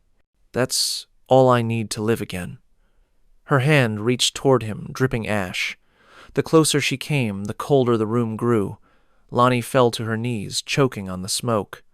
"Don't answer her," she cried. But Armin couldn't move. He was caught between terror and fascination. Mira leaned close enough that he could smell the sickly sweetness of decay. "I was never a witch," she whispered. "But you—" Her smile widened, splitting her skin like paper. "You'll become my story." The storm outside went silent. Every sound stopped. And in that impossible stillness, Armin realized something horrifying. The laughter he'd been hearing wasn't just hers. It was his.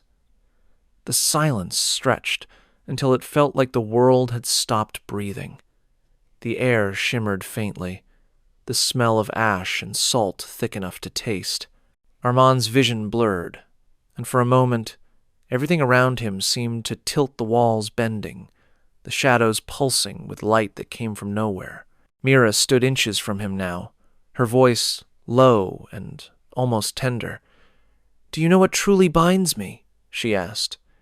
"Not death, not fire, memory. They burned my body, but they could not burn what they whispered about me. Every time someone speaks my name, I return." Her words sank deep into him, heavy and cold.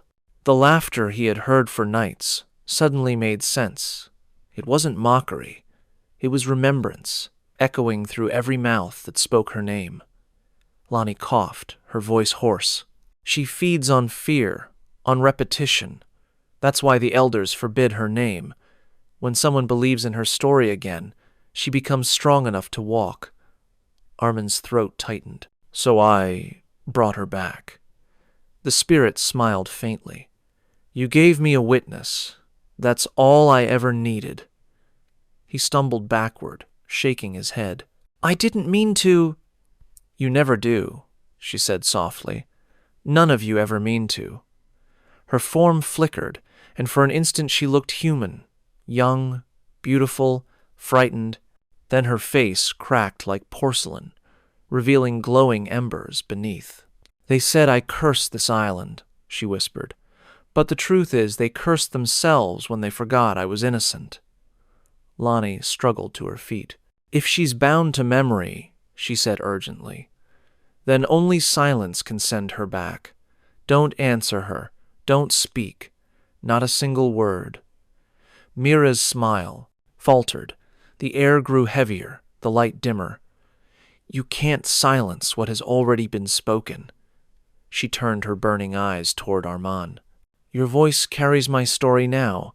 Every recording, every note you took, it all belongs to me. Armand looked toward his laptop. The screen had turned on by itself. His files, audio, photos, transcripts all played at once, overlapping into a distorted chorus of laughter and whispers. Lonnie lunged forward, grabbing the laptop and hurling it into the seawater, spilling across the floor. Sparks hissed. The lights went out completely. For a moment, there was nothing, no sound, no movement. Then came a sigh, faint and fading. She'll rest, Lonnie whispered in the dark. For now. But as dawn crept over the horizon, Armin glanced down and saw black ash on his fingertips, the same texture as her burned skin. And faintly, beneath the hiss of the dying storm, he could still hear her voice in his mind, quiet and certain. You can't forget me. When morning came, the storm had passed, leaving the island eerily still. The sea was glassy, the air heavy with the scent of smoke that hadn't come from fire. Armin sat outside the guest house, staring at the blackened sand where the laptop had melted into the earth. Lonnie stood beside him, clutching a small bundle wrapped in cloth, his recordings, the ones she had salvaged before the water consumed them. You should leave, she said softly, before she learns to walk again. Armin nodded, though his gaze lingered on the horizon. The ocean looked calm, but in the shifting light, he could swear he saw something move beneath the surface, a shape gliding slowly parallel to the shore. By evening, he boarded the last fishing boat leaving the island. The crew avoided speaking to him, muttering prayers under their breath. When the boat drifted far enough from land, Armand finally allowed himself to exhale. He opened his notebook, intending to tear the pages out one by one. But as he flipped it open, he froze. The last page had changed. The ink had bled and reformed into a single sentence, written in a hand that wasn't his. You heard my laughter. You carry it now. He stared at it for a long time before closing the notebook and throwing it into the sea. It disappeared into the waves with barely a splash. But as the water swallowed it, the crew fell silent. Across the ocean's surface came a sound like faint, distant laughter, soft, feminine, and getting closer. Across Asia, every curse we've uncovered carries the same warning. Respect what you cannot see. The Kotoribako punished curiosity. The Churel avenged betrayal. The Swangi fed on memory itself. Each one reminds us that the supernatural doesn't only belong to temples, graves, or haunted bridges. It hides in the everyday, waiting for a single careless act to awaken it. In some places, the boundary between humans and spirits isn't marked by fire or blood. but by a simple word of respect. In the Philippines, that word is tabi-tabi po, because here, it isn't grand rituals or ancient relics that summon curses, it's the soil beneath your feet. Our next story takes us deep into the humid forests of the archipelago, where one small mound of earth hides an ancient anger, the curse of the Nuno Sapunso. The story begins in the quiet province of Laguna, where the air is thick with humidity and the scent of damp earth lingers after every rainfall. It's a place where the forests hum with unseen life, where fireflies blink like watchful eyes, and where the locals still whisper ancient warnings before stepping off the beaten path. Miguel, a city-born architect, had returned to his late grandfather's land to oversee a construction project, a small rest house meant to be his family's retreat from Manila's chaos. The site sat at the edge of the forest, surrounded by wild grass and bamboo groves. To Miguel, it was peaceful, untouched, perfect. To the villagers, it was sacred ground. On his first day, the foreman hesitated before breaking ground. "Sir," he said carefully, pointing to a small mound of earth near the clearing. "There's a punso here. We can't touch it." Miguel followed his finger and frowned. It looked harmless, just a mound of soil covered with moss and small ferns. "It's just a termite hill," he said, half amused. "We'll level it tomorrow." The foreman crossed himself silently. "We should ask permission first. Just say tabi-tabi po before walking near it, for respect." Miguel smiled politely, but waved off the superstition. "We'll be fine. Let's stick to the schedule." That evening, as the crew packed up, the forest began to shift. The sound of crickets faded, replaced by an uncanny stillness. Miguel stayed behind to review blueprints, the soft glow of his phone lighting the table. When the wind moved, it carried the smell of something metallic like rust or blood. He didn't notice the first sign until later, a small trail of ants moving across his plans, all marching in a single line toward the mound outside. He brushed them away absently. By the time he finished, the night had deepened. The workers' quarters were quiet, save for the rhythmic chirp of frogs. As he locked the door, he glanced out toward the forest. The mound looked different now, taller, darker, as if the earth had been freshly turned.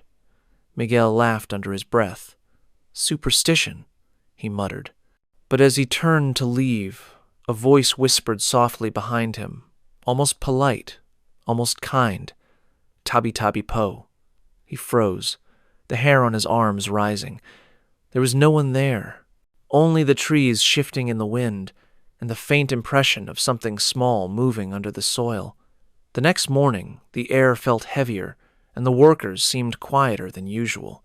Miguel arrived at the site with his usual confidence, clipboard in hand. But something about the forest felt different, like it was watching. The trees swayed slowly, though there was no wind, and the mound near the clearing seemed slightly larger than before. He convinced himself it was just erosion.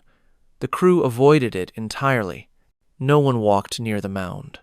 They worked around it, eyes down, whispering soft prayers under their breath. When Miguel finally asked what was wrong, the foreman replied without meeting his eyes. "Sir, one of the boys got sick last night. Fever, swollen legs."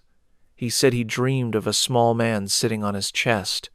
Miguel frowned. "So now, it's the mound's fault." The foreman's jaw tightened. "We warned you. The Nuno Sapunso doesn't forgive insult." Miguel sighed, rubbing his temples. "It's probably dengue. We're surrounded by water and mud. I'll take him to the clinic myself." The sick worker was lying in one of the small bunkhouses, drenched in sweat, his breathing shallow. His legs were red and swollen to twice their normal size. When Miguel touched his forehead, the man flinched violently, muttering something under his breath. Miguel leaned closer. "Don't step." "On his home," the man whispered hoarsely. Then his eyes rolled back and his body went rigid. They rushed him to the nearest town hospital, where doctors struggled to explain his condition. "No sign of infection," one of them said, bewildered. "It's like an allergic reaction, but to what?" That night, the others refused to return to the site. They camped near the road instead, muttering about moving the project elsewhere. Miguel stayed behind in the guest house, determined to prove there was nothing supernatural happening. But as night fell, the atmosphere thickened. The crickets stopped chirping again, replaced by the faint sound of scratching from outside the window, slow, deliberate, as if something small was digging. He stepped outside with a flashlight. The beam caught the mound, glistening as though freshly wet. Around it were dozens of tiny footprints, pressed deep into the soil. They weren't human, too small, too uneven. Miguel's heart pounded. He crouched down and whispered, half in mockery, half in curiosity, "If anyone's there, sorry for the disturbance." His voice came out weaker than intended. Something rustled behind him. He turned, light sweeping across the trees. Nothing. When he faced forward again, the mound had changed. A crack had opened at its top, just wide enough for air to escape, and from it came a faint whisper, like a sigh through teeth. He stumbled backward, dropping the flashlight. It flickered once, twice, then went out completely. The forest went pitch black. In the dark, the air felt alive. He could hear faint giggling like a child's, but warped, muffled, echoing through the ground. Then, from directly beneath him, came the sound of knocking 3 quick raps, as if something inside the earth was trying to get out. When he finally scrambled back to the guest house, his legs shaking, he caught his reflection in the window and swore he saw someone standing just behind him. Small, wrinkled, grinning. By morning, his right ankle was swollen and covered in red welts. By noon, Miguel's ankle had doubled in size. The skin was flushed, hot to the touch, veins raised like roots beneath the surface. He tried to laugh it off when Lito, the foreman, noticed him limping. "Probably an insect bite," Miguel muttered. But Lito's expression turned grave. "It's not a bite," the man said quietly. "You were marked," Miguel scoffed, though his voice faltered. "You mean cursed?" Lito nodded. "You mocked him. The Nuno doesn't forgive arrogance." That afternoon, half the crew refused to continue working. They demanded a cleansing ritual before resuming. "We have to offer pahingi ng tawad," one of them insisted, an apology with coins and betel nut laid on the mound. Miguel rolled his eyes, but allowed it, if only to calm their nerves. The ritual was simple. Lito and the elders gathered at the edge of the forest, placing offerings on a banana leaf while muttering prayers. Miguel stood a few steps back, watching with uneasy amusement. The air grew still as they spoke, so still that even the leaves seemed to hold their breath. Then one of the candles flickered, its flame bending sharply toward Miguel.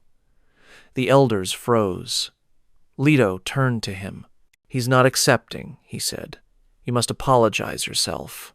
Miguel hesitated. "You want me to talk to the ground?" Lito's jaw tightened. "If you want to walk again?" "Yes." The villagers backed away, leaving him alone beside the mound. Miguel crouched, feeling ridiculous. "All right," he whispered awkwardly. "If I offended you, I'm sorry. I didn't mean any disrespect." For a moment, nothing happened. Then the soil shifted slightly, as though something beneath it exhaled. The heat around him dropped. A faint voice brushed his ear, soft and gravelly. "Not enough." Miguel staggered back, heart pounding. "Did you hear that?" he asked. But the villagers were already retreating, faces pale. That night, the forest came alive again, but not with the familiar chorus of crickets or frogs. The sounds were stranger. whispers weaving through the trees, soft tapping against the windows, and a rhythmic thud from somewhere deep underground. Miguel sat awake, feverish, clutching his swollen leg. He could feel something moving beneath the skin, a pressure, a pulse that wasn't his own. He tried to stand, but the pain shot through him like fire. The walls of the guest house groaned, as if something outside was pressing against them. Lito burst through the door, holding a bundle of herbs and a lit candle. "It's spreading," he warned. "If you don't make it right before dawn, it will take your strength." Miguel's voice broke. "What do I do?" Lito's eyes darted toward the forest. "Go back to the mound. Alone. Bring your blood. Leave it there and beg forgiveness." Miguel stared at him in disbelief. "My blood?" Lito nodded grimly. "The Nuno curses what touches his land. Only your offering can balance it." Outside, thunder rumbled, though the sky was clear. The sound echoed through the trees like laughter. The Nuno was waiting. The forest swallowed him whole. The moment Miguel stepped off the dirt road, the air changed thicker, heavier, alive. His flashlight flickered weakly, barely cutting through the fog that had rolled in from nowhere. The trees loomed close together, their roots curling like claws across the soil. Every step sent a pulse of pain through his swollen leg, but he pushed forward, clutching the small pouch Lito had given him: coins, betel nut, and a knife. The sound of insects had vanished again. The only thing he could hear was his own ragged breathing and the faint thump of his heartbeat. Then, beneath that, another sound: slow, rhythmic tapping, like knuckles rapping on wood. It was coming from ahead, from the clearing where the mound waited. When he reached it, he froze. The punso wasn't small anymore. The mound had grown, its surface cracked open as if something inside had been clawing upward. Steam rose from it, carrying the scent of wet earth and decay. Miguel swallowed hard. "I'm sorry," he whispered. His voice trembled, lost in the still air. "I didn't mean to offend." The forest exhaled. The leaves rustled without wind. And then came a reply, soft, rasping, impossibly close. "Sorry is for the living." He stumbled back, shining his light toward the sound. The beam caught a shape, crouched beside the mound. A small, wrinkled figure no taller than a child, its eyes glowing faintly like dying embers. Its mouth twisted into a crooked grin, and when it spoke, the words seemed to scrape across his mind rather than his ears. "You stepped on me." Miguel's throat went dry. "I didn't know." The creature hopped forward with a speed that defied its size, landing just beyond the circle of light. "You didn't care," it hissed. "Now you will learn how the earth remembers." The ground beneath Miguel's feet began to tremble. He fell to one knee, gasping as pain shot up through his leg. It felt like roots were coiling around his bones, tightening, burrowing deeper. He screamed and grabbed the knife from the pouch, slashing the soil near the mound in desperation.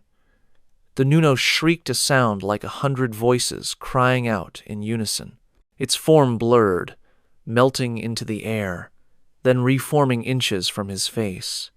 Its skin looked like cracked clay, its breath hot and foul. "Blood for soil," it whispered. Miguel's mind raced. The ritual, his blood. Shaking, he drove the blade into his palm, letting drops fall onto the earth. The soil hissed as if burning. The Nuno tilted its head, watching. Then, slowly, it reached out one long, gnarled finger and touched the wound. A burning sensation shot through Miguel's arm, spreading into his chest. Visions flooded his mind, villagers building roads over sacred land, trees cut down, rivers choked with dirt. The Nuno's voice filled his head, not angry now, but mournful. "You build, you take, you forget, but the ground never forgets." The forest pulsed once, then fell silent. The figure faded back into the mound, its whisper lingering in the air. "Remember me when you stand on what you call yours." Miguel collapsed onto the soil, shaking, the knife slipping from his hand. And as his vision dimmed, he saw the earth close itself again, smooth, quiet, and waiting. When Miguel awoke, it was dawn. The forest was drenched in mist, and birds were singing again as if nothing had happened. His body ached all over, and his leg, once swollen and burning, felt strangely numb. The ground beneath him was smooth once more, the mound restored to its quiet, unbroken shape. For a moment, he thought he had dreamed it all, but then he saw the blood on his hand, dried and dark, and the faint imprint of a tiny palm pressed into his skin. He stumbled back toward the construction site. The workers had gathered outside the guest house, whispering anxiously. When they saw him, several crossed themselves. Lito rushed forward, relief flooding his face. "You're alive," he said. "We thought the Nuno took you." Miguel managed a weak smile. "I think I gave it what it wanted." Lito examined his arm and frowned. "You offered blood?" Miguel nodded. "It showed me roads being built, trees falling, like it wasn't angry at me, just tired." Lito's expression darkened. "It's never just one Nuno. The spirits of the land move together. When one is disturbed, others wake. You might have calmed him, but you've been marked. You can feel it, can't you?" Miguel hesitated. The numbness in his leg had spread upward. It wasn't pain anymore, but a deep, heavy pressure, as though the ground itself pressed against his bones. "What does that mean?" he asked quietly. Lito looked toward the forest. "It means you carry its memory now.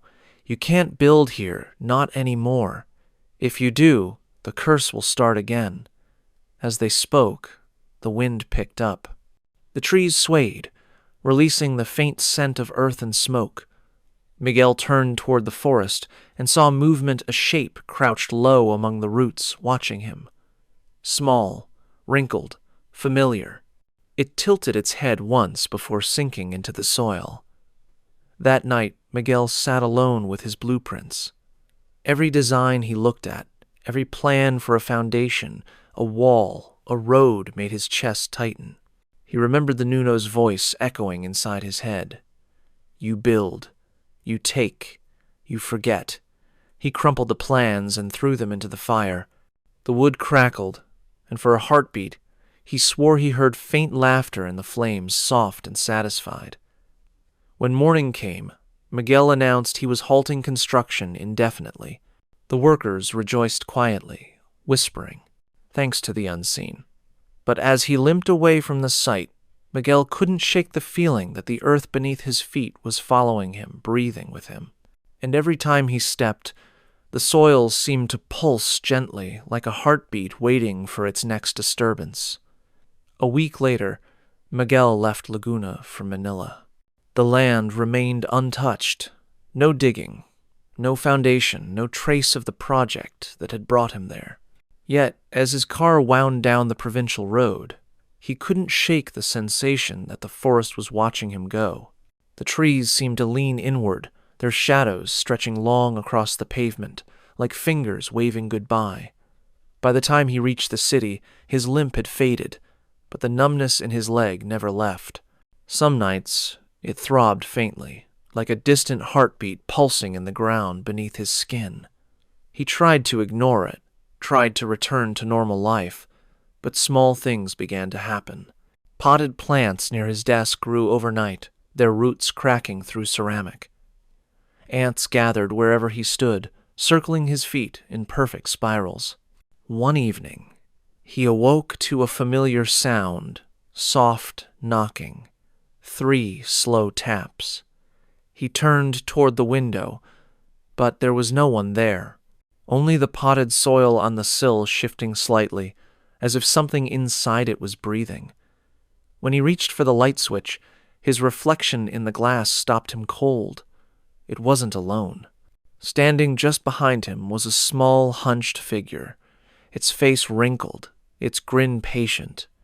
It raised one finger and pressed it against the glass, directly over his heart. Miguel blinked, and it was gone.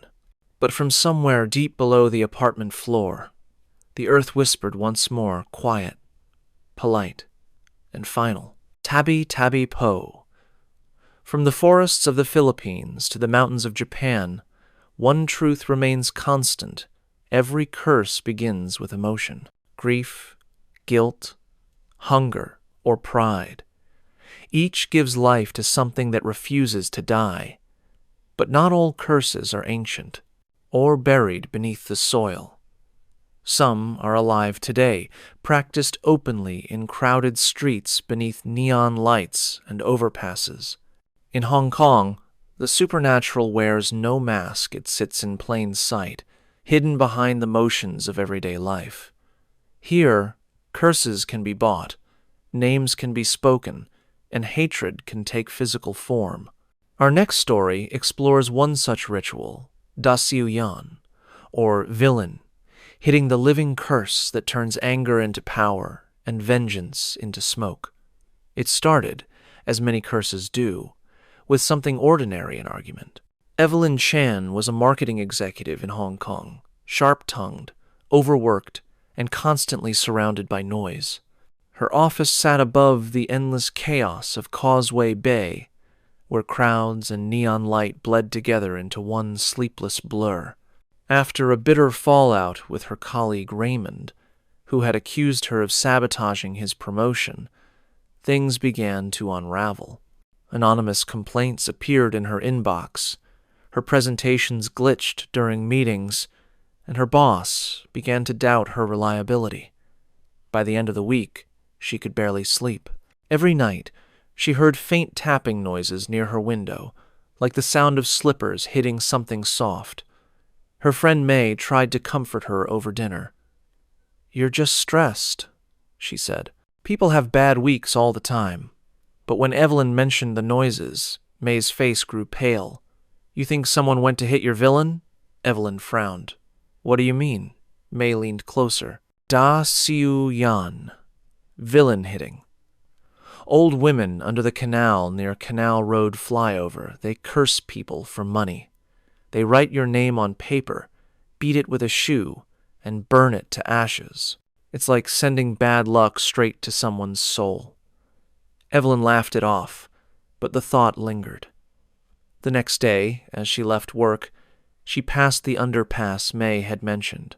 Even from across the street, she could smell incense. A line of women sat on small wooden stools, muttering over scraps of yellow paper covered in names. Their faces were hidden by the smoke, their hands moving rhythmically slap, slap, slap, each strike punctuated by whispered curses. One of the women looked up and locked eyes with her.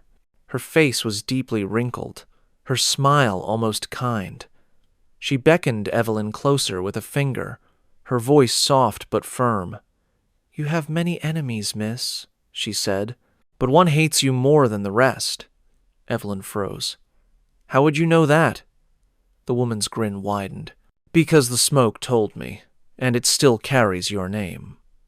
Before Evelyn could respond, a gust of wind swept through the tunnel, scattering ashes into the air. For a moment, the smoke curled around her face, like fingers brushing her skin. The old woman laughed quietly. "Don't worry," she said. "It's only begun." That night, Evelyn dreamed of paper burning and the faint, rhythmic sound of slippers striking something over and over, just beneath her bed. Evelyn woke to the sound of something soft hitting her bedroom wall. It came in threes light, deliberate thuds, like a hand slapping paper. When she turned on the lamp, the sound stopped. The room was still. Her pulse thundered as she scanned every corner, but there was nothing, just her apartment bathed in the orange glow of the city outside. She told herself it was the neighbors, an echo from upstairs, or maybe a dream that followed her out of sleep. But as she lay back down, She caught a faint smell of smoke, like burned paper and incense, drifting from nowhere. The next morning, things began to slip out of place. Her coffee machine wouldn't turn on. Her computer crashed twice before work. And when she finally opened her inbox, the subject line of one email made her blood run cold. "Forgive me." It was from Raymond, the colleague she had argued with. The message was empty, except for one attachment: a photo. Evelyn hesitated, then opened it. The image showed a crumpled piece of paper lying on a tiled floor. Written across it in thick black ink were Chinese characters she didn't recognize. In the corner, faint and blurred, was something that looked like an old woman's slipper. By lunchtime, she couldn't concentrate.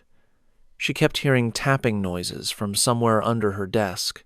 When she bent down to check, her pen rolled off and clattered onto the floor, but before she could reach it, the pen rolled back toward her hand. She froze. The air smelled faintly of incense again. At 3 p.m., she received a call from May. "Evelyn, I talked to my aunt," May said breathlessly.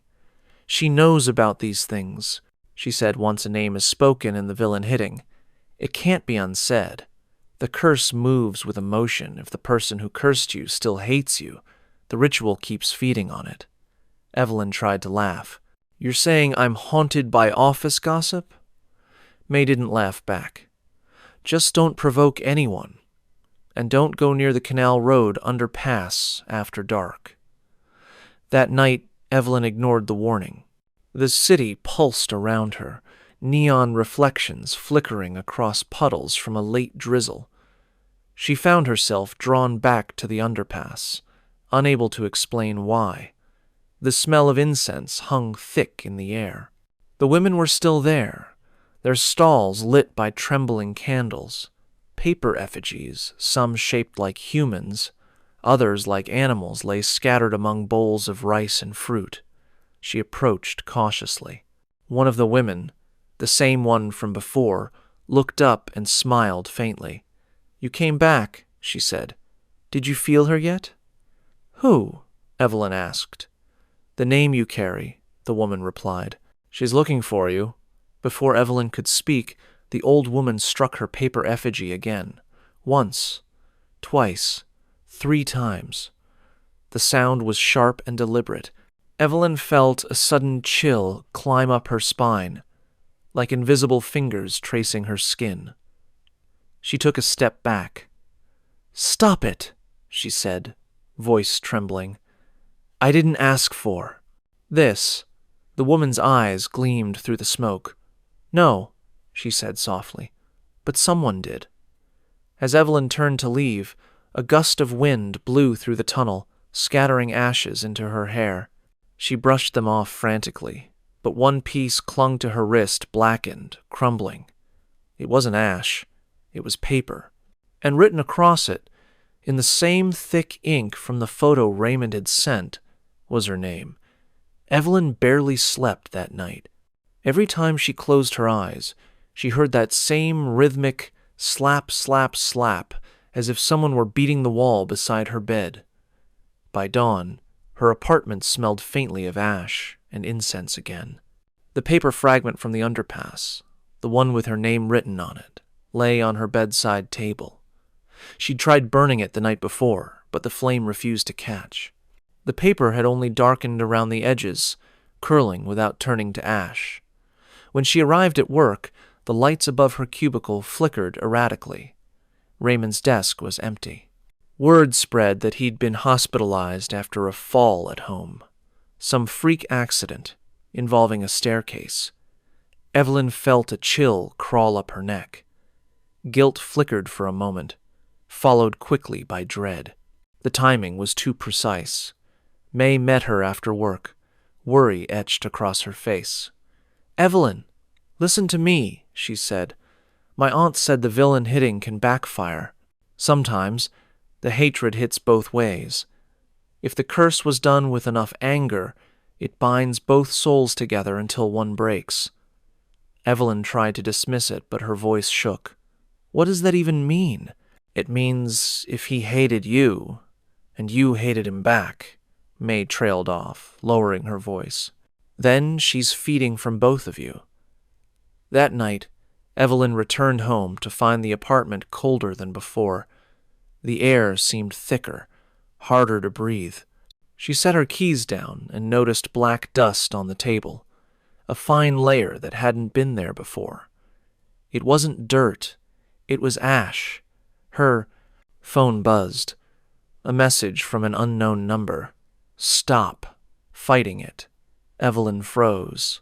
The text was followed by a voice message. She hesitated, then played it. Static filled her ear. Then faintly through the distortion came the sound of someone laughing softly. It wasn't Raymond. It was a woman. The laugh echoed through the room even after she stopped the recording. Panicking, she called May, but the line cut after the first ring. The phone screen glitched, her reflection flickered in the glass, her face stretching unnaturally. For a split second, she swore she saw another woman's face overlapping her own, older, hollow-eyed, with lips moving in a whisper. Desperate, Evelyn grabbed her purse and ran back to the Canal Road underpass. The women were still there, their faces half hidden behind drifting smoke. The same old woman looked up and smiled as Evelyn approached, trembling. "I didn't ask for this," Evelyn said, her voice cracking. "You have to stop it." The woman tilted her head. "You can't stop what's already written." Evelyn held up the charred scrap. "Then tell me what this means." The old woman leaned forward, her eyes gleaming in the candlelight. "It means you were never the target, child," she whispered. "You're just holding her place." Evelyn blinked, confused. "Her place? Who?" The woman smiled faintly. "The one whose name should have been written instead." At that moment, Evelyn felt something brush past her legs, cold, swift, and unseen. The candles flickered violently. The paper in her hand burst into flames on its own, the fire climbing fast but giving off no heat.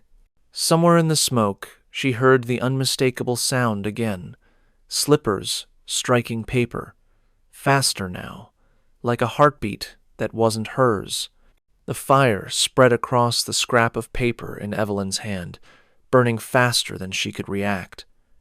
She dropped it, but the flame didn't die. It hovered for a moment above the concrete, twisting into a shape that almost looked like a person crouching, laughing silently.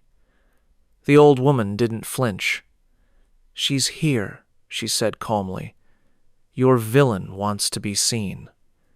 Evelyn stumbled backward. "This isn't my doing. I didn't curse anyone."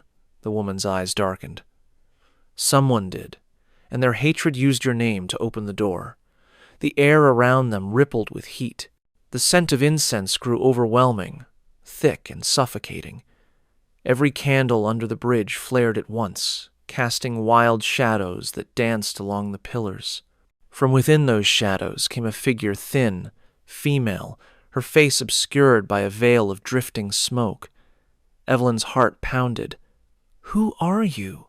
she whispered. The figure didn't answer. Instead, it raised a hand and pointed directly at her.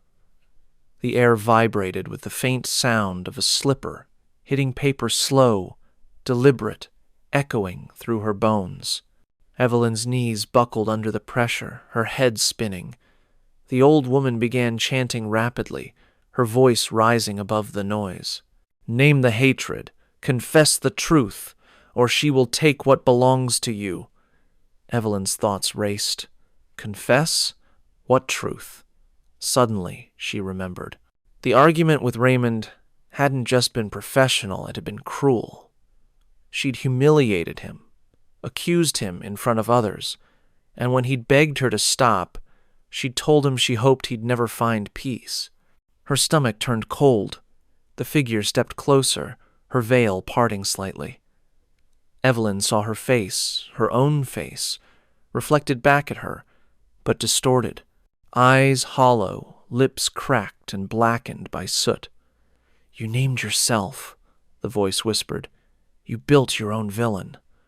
Evelyn shook her head. No, that's not true." The apparition's grin widened. "You wished him harm. You wanted him to fail. I am that wish." The candles around them went out one by one, plunging the underpass into near darkness. Only the faint red glow of burning incense remained, swirling through the air like blood in water. Evelyn tried to move, but the space seemed to bend around her, folding inward. The old woman shouted something in Cantonese and struck the ground with her slipper. The sound cracked like thunder, and the shadow doubled over in pain, hissing. "Break the circle!" the woman screamed. "Before she takes your name completely!" Evelyn dropped to her knees, gasping. Around her, ashes formed a ring, her name written over and over in jagged strokes. She clawed at the ground, wiping at the symbols, smearing them into dust. The laughter faded, replaced by a single, long sigh. When she looked up, the figure was gone. The smoke lifted. The candles flickered back to life, weak and trembling. The old woman stared at her, breathing hard. "You see now? Da Xiu Yan does not only curse others, it shows us the villain we keep inside." Evelyn's hands trembled. "Then whose curse is it now?" The woman's gaze turned toward the smoke rising from the ashes. "No one's," she said softly. "And everyone's." From deep within the tunnel came one final sound, 3 faint slaps. Then silence. The underpass was quiet now, eerily so. The scent of incense still hung in the air, but the oppressive weight that had filled the tunnel moments before had vanished. Evelyn sat on the cold concrete, shaking, her palms blackened with ash. The old woman crouched beside her, eyes sharp and unreadable. "You're lucky," the woman said softly. "Most who summon their own villain never walk away." Evelyn swallowed hard. "I didn't summon anything. I didn't even believe in it." "That doesn't matter," the woman replied. "Belief isn't required, emotion is. The Da Xiu Yan doesn't care about faith. It feeds on intent. You gave it anger, guilt, and shame. You built her from your own reflection." Evelyn stared at her trembling hands. "So she was me?" The woman nodded slowly. "The curse always finds balance. When someone names a villain, it needs 2 sides to survive the cursed, and the one who carries hate. If the hatred comes from the same heart, the ritual turns inward." Evelyn's mind reeled. It all fit the sleepless nights, the tapping walls, the burning paper with her name. "So Raymond wasn't the only victim," she murmured. "We both were." The old woman reached for a handful of ashes and blew them into the air. They shimmered briefly before disappearing into the darkness. "He cursed you, yes, but you cursed him first. The smoke only carried what already existed between you." Evelyn's chest tightened. "Can it be undone?" The woman hesitated. "Da Xiu Yan can't be erased, only redirected. You cleanse it not by burning names, but by letting go of the ones you've written in your heart." Evelyn looked down. The ring of ashes where her name had been was gone, replaced by a faint outline like a mirror that had been wiped clean. "So that's it? It's over?" "For now," the woman said. "But be careful. The smoke remembers names. All of them." She stood, her silhouette framed by the dim glow of flickering candles. When hatred passes through a ritual, it doesn't disappear. It lingers, waiting for someone new to breathe it back to life. Evelyn watched as the woman packed up her altar, folding the yellow papers, crushing burnt incense into dust. Then she turned to go, leaving Evelyn alone in the tunnel. The air felt lighter now, but beneath it lingered a quiet hum, like the faint echo of a slipper striking paper. Evelyn looked around, expecting to see the old woman still there. But the tunnel was empty, and the candles were gone. She glanced down at her wrist. A faint smudge of ash still clung to her skin, forming a single word that hadn't been there before forgiven. Or at least, she hoped that's what it meant. Evelyn left the underpass just before dawn. The streets were still wet from an early rain, and the city felt eerily calm, like the world was holding its breath. The faint scent of incense clung to her clothes as she walked home, each step echoing softly beneath the highway's hollow hum. When she reached her apartment, the first thing she noticed was the silence. The tapping on the walls was gone. The air felt lighter. For the first time in days, she allowed herself to believe it was over. She showered, changed, and opened her windows to let the morning air in. Outside, the city was waking, cars honking, voices rising, life resuming. She smiled faintly and turned on her coffee machine. It sputtered once, then whirred back to life. Everything felt normal again, until she saw the letter on her kitchen counter. She didn't remember leaving it there. It was folded neatly, sealed with red wax. No address, no stamp, just one word written across the front in black ink. Raymond. Her fingers trembled as she opened it. Inside was a piece of yellow paper, the same kind used in the Da Siu Yan ritual. Her name was written on it again, but this time someone had crossed it out and replaced it with another, Raymond's. The air grew still. A faint smell of smoke began to fill the room. From the street below came a soft, unmistakable sound. 3 sharp slaps, rhythmic and steady. Someone, somewhere, was still hitting their villain. Across Asia, every curse we've uncovered has carried one truth. The line between the human and the supernatural is thinner than we think. From the spirits of vengeance to rituals born of hatred, each tale reveals how emotion invites the unseen closer. But some curses don't strike from outside, they take root within, wearing the human body like a mask. In Japan, such possession is feared more than death itself. It begins with a whisper, a flicker of laughter that doesn't belong, and ends with eyes that shine like candlelight in the dark. Our next story leads us into the silent countryside of northern Japan, where something ancient still prowls behind smiling faces, the Kitsune-Tsuki curse, or the fox that never truly leaves its host. The story begins in a small, snow-covered village in northern Japan, an old farming town tucked between mountains where winters feel eternal and the wind carries whispers through the reeds. There are fewer than 200 residents, and most of them are elderly. It's the kind of place where everyone knows everyone, and silence is more common than laughter. Aya, a young journalist from Tokyo, had come to write an article about vanishing rural communities. She wanted to capture nostalgia, tradition, the forgotten Japan. So many magazines love to romanticize. But what she found in the village of Shimomisawa wasn't nostalgia, it was dread disguised as politeness. From the moment she arrived, she felt it. The way people stared just a little too long before greeting her. The way conversations stopped whenever she passed. The way the innkeeper smiled nervously when she asked about the abandoned shrine at the edge of the forest. That place, the woman said, bowing her head slightly, is not for visitors, especially not in winter. Aya pressed for details, but the innkeeper only shook her head. We offer rice there once a month. That's all you need to know. Later that evening, Aya walked through the narrow streets, her breath fogging in the cold air. Paper lanterns swung softly from the eaves of the houses, casting dim circles of orange light. Beyond them, the forest rose like a black wall. Somewhere in the distance, a single fox cried a sound sharp enough to pierce the quiet. She passed a small shop where an old man swept snow from his steps. When she greeted him, he looked up briefly but didn't answer. His eyes were strangely glassy, as if reflecting a light that wasn't there. When he finally spoke, his voice trembled. "You shouldn't be here after sundown. The foxes play tricks at night."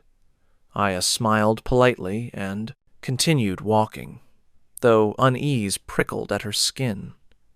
She told herself it was just superstition rural folklore meant to scare outsiders.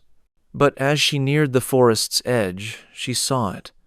A single torii gate, half buried in snow, marking the entrance to the old shrine. Beneath it stood a stone fox statue, cracked and moss-covered, its mouth chipped into a crooked grin. When she raised her camera to take a photo, the flash flickered. For a split second, she thought she saw another fox beside the statue, its fur pale as snow, its eyes gleaming gold. But when she blinked, it was gone. The next morning, she would learn that the shrine had been sealed for over 30 years, and that the last person who photographed it had lost their mind soon after. The next morning, the village was shrouded in mist, so thick it blurred the edges of everything. Aya sat at the inn's small breakfast table, reviewing her notes. She wanted to interview a few residents about the old shrine, but the more she asked, the quieter the room became.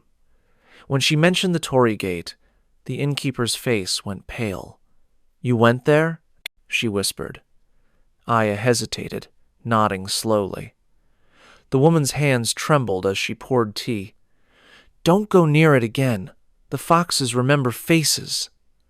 Aya laughed softly, trying to ease the tension. "It's just an old statue.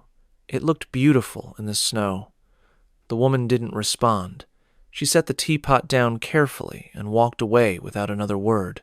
Later that day, Aya visited the village square, where a handful of residents were gathered to clear the snow. She tried to start casual conversations, asking about farming, traditions, anything, but whenever she steered the talk toward the shrine, their expressions hardened. One old woman muttered something Aya barely caught. "It's not a shrine anymore. It's a cage." That evening, Aya sat in her room, typing her notes as snow fell outside in steady silence. Around midnight, she heard something, a faint scratching sound coming from the hallway. It was light, quick, and strangely rhythmic. She opened the door, expecting to find one of the inn's cats, but the corridor was empty. The sound stopped. She turned back toward her room and froze. Her laptop screen, which she had left blank moments ago, now displayed a single word in Japanese, typed repeatedly across the document: "Sau laugh." Aya frowned, deleting the text, assuming it was a glitch. But when she began typing again, her hands froze mid-keystroke. She could hear something breathing behind her. Slow, shallow. Too close. She spun around. Nothing. The only sound was the faint creak of the wooden floorboards under her feet. Her reflection stared back at her from the window, pale and wide-eyed. She leaned closer to the glass, and in the faint reflection, she saw movement behind her shoulder. Something small darted across the floor, vanishing under the desk. Her breath caught. The air had turned warm, thick, carrying a faint smell of wet fur. She crouched, heart hammering, and peeked beneath the desk. There was nothing there, only the faint imprint of paw prints in the dust. She sat back quickly, forcing a nervous laugh. "You're imagining things," she muttered. "It's just nerves." But that night, sleep wouldn't come. Every time she drifted off, a sound woke her light footsteps, almost human, pacing just beyond her door. Once, she thought she heard someone whisper her name. When dawn finally came, Aya stumbled downstairs to find the innkeeper waiting with a grim expression. On the table before her sat a small bowl of rice and a folded white paper charm. "Eat this," the woman said firmly, "and keep this charm with you at all times." Aya blinked. "Why?"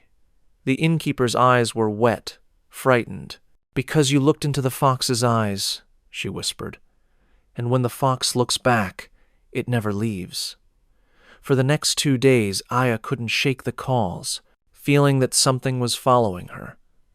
The charm the innkeeper had given her, a folded piece of white paper tied with red string, hung around her neck, but it offered little comfort.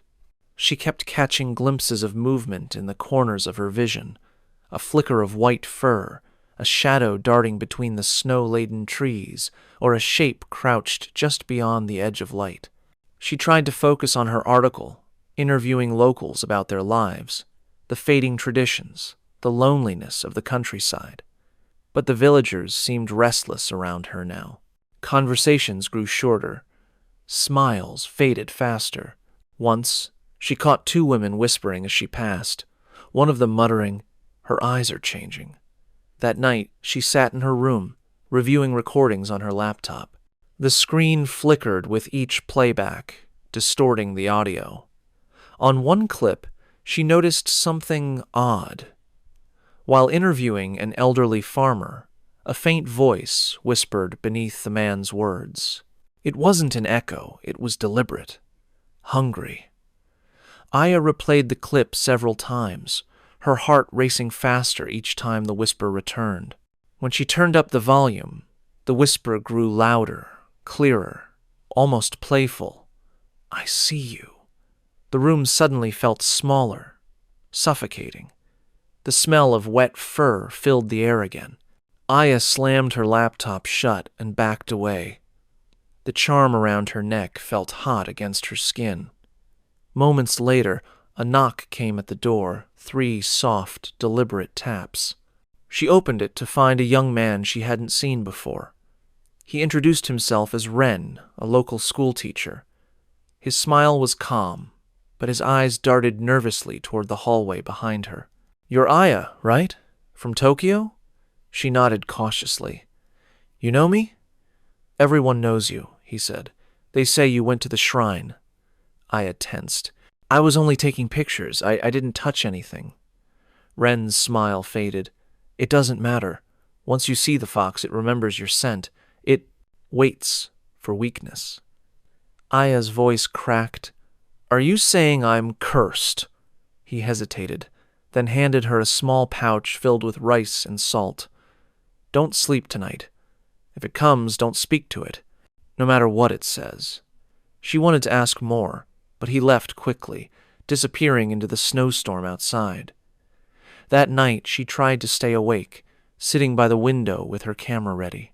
The wind howled outside, rattling the shutters. Hours passed, and exhaustion crept in. Just before dawn, her head began to nod when she heard it. A soft laugh, high-pitched, familiar. She froze. It was her own voice coming from the other side of the room. When she turned, she saw herself standing by the door, smiling, eyes glinting gold in the dim light. And the thing wearing her face whispered, "You shouldn't have looked into the forest." Aya couldn't move. The version of herself standing by the door smiled faintly, head tilted at an unnatural angle. The air between them shimmered, the temperature dropping until her breath hung in thin, white ribbons. Her charm, the one tied around her neck, began to tremble against her chest as if struggling to breathe. "What? Are you?" Aya whispered. The figure laughed softly. It was her laugh, but warped, echoing in a way that didn't fit the room. "You invited me," it said in her voice. "When you looked into the forest, I saw through you. You looked long enough for me to find the hollow place inside." Aya stumbled backward, heart racing. "You're not real. You're a dream." The other, her stepped closer, the floor creaking beneath its bare feet. "If I'm not real," it said, "then why do you feel me breathing?" The smell of wet fur filled the room again. The lights flickered. Aya snatched the pouch of rice and salt Ren had given her and flung it toward the figure. The charm burst open mid-air, scattering its contents like white dust. The creature hissed, its smile twitching. For a moment, its form flickered, half Aya, half something else. A fox's snout pushed through her reflection, golden eyes gleaming in the dark. The walls began to hum, faintly at first, then louder, as though the entire building was resonating with a low growl. Aya clutched the wooden table for balance. Her reflection on the window moved, before she did grinning, whispering words she didn't say. "I can taste you," the reflection murmured. "You lie. You hunger, just like me." The voice was inside her head now, slithering through her thoughts. Images flashed behind her eyes. A fox shrine covered in snow, villagers bowing before it, a girl kneeling in the woods with her eyes glowing gold. She saw herself through the fox's gaze, trembling and small. Aya dropped to her knees, pressing her palms to her ears. "Stop it!" she shouted. "Get out of me!" The laughter that followed wasn't hers anymore. It was layered, deep, and animalistic. Her charm snapped, the red string unraveling completely. The temperature plunged. Frost crept up the window glass in swirling patterns that almost formed words. The door burst open. Ren stood there, breathless, clutching a strand of straw rope, the kind used to seal sacred grounds. "Don't look at it!" he yelled. Aya turned her face away, trembling. The thing wearing her shape let out a sharp, inhuman cry. Ren hurled the rope into the air, chanting in a low voice. The rope blazed briefly with white light before slamming into the creature, wrapping around it. For a moment, silence. Then, from within the light, a whisper. "Do you think rope can hold me, teacher?" Ren's face drained of color. The light flickered. The creature's golden eyes snapped toward him. "You taught me how to speak your words," it said softly. "Now, let me teach you mine." The candles in the room flared and died. The rope unraveled. And as darkness swallowed the room, the only sound that remained was the fox's low, trembling laugh, half human, half divine. When the light returned, it was faint and pale, the gray wash of dawn spilling through the frosted window. The room was in ruins, furniture overturned, paper charms scorched, rice scattered across the floor like snow. Aya sat trembling near the wall, her breath coming in shallow bursts. Ren knelt nearby, his hands covered in ash, his eyes distant and glassy. The thing that had worn her face was gone, but the silence it left behind was worse than its laughter. It was heavy, almost expectant. Aya looked at Ren, her voice breaking. "What was that? What did it mean when it said you taught it?" Ren stared at the ground. For a moment he didn't speak. Then, in a low voice, he said, "I was born here. My family were shrine keepers, guardians of the Kitsune's temple. But after the great snow 30 years ago, the elders sealed the shrine. My father said the fox refused to be worshipped. It demanded something else, something living." Aya's heart pounded. "You mean sacrifices?" He nodded faintly. "One girl every generation. It wasn't always death. Sometimes it was possession, a vessel for the fox to walk the world again." His gaze lifted, haunted. "I think it chose you because of me, because I brought you here." Aya shook her head, refusing to accept it. "No, I only came for an article." Ren gave a hollow laugh. "That's what it wanted you to think. The fox's curse doesn't need belief. It only needs curiosity." The words struck deep. Aya remembered the shrine, the cracked statue, the glint of gold in the snow. So, it was waiting? "For someone to look," Ren said. "For someone to see what shouldn't be seen. That's how Kitsune-Tsuki begins. The fox doesn't break in, it's invited." Aya's stomach turned cold. "Then what happened last night?" Ren hesitated. "It tried to bind to you, to finish what it started. But the rope, the salt, they stalled it." "Stalled?" Aya whispered. "Not stopped?" He looked at her, his expression grim. The clever ones pretend to leave. They hide behind your reflection, in your laughter, in your shadow. You'll think it's gone, until it speaks again. Aya's throat went dry. She turned toward the window. Her reflection looked back at her, pale and trembling exactly as it should. But then, just as she was about to look away, her reflection blinked, a heartbeat too late. Ren didn't see it. He was already gathering what remained of the rope, murmuring prayers under his breath. Outside, the snow had stopped falling. The village was quiet, too quiet. And somewhere, from far off in the woods, came the faint sound of laughter, high-pitched, sharp, and not entirely human. Aya left the village the next morning before sunrise. The roads were still half buried in snow, the mountains a pale blur behind the mist. She didn't say goodbye to anyone, not even to Ren. He had stayed behind at the shrine, insisting he needed to finish something. His last words echoed in her mind as the bus rumbled away. If you hear laughter again, don't answer. Don't ever answer. Tokyo felt louder than ever when she returned a wall of lights, voices, and motion that should have drowned out the memories. But the silence followed her. She couldn't shake the feeling of being watched, of catching flashes of gold and reflective glass. Weeks passed. Her article remained unwritten. Some nights, she would catch herself laughing quietly at nothing, her voice sounding unfamiliar, too light, too smooth. Once, during a video call, a colleague froze mid-sentence and frowned. Aya, your eyes, they just... The connection cut before he could finish. She tried to ignore it.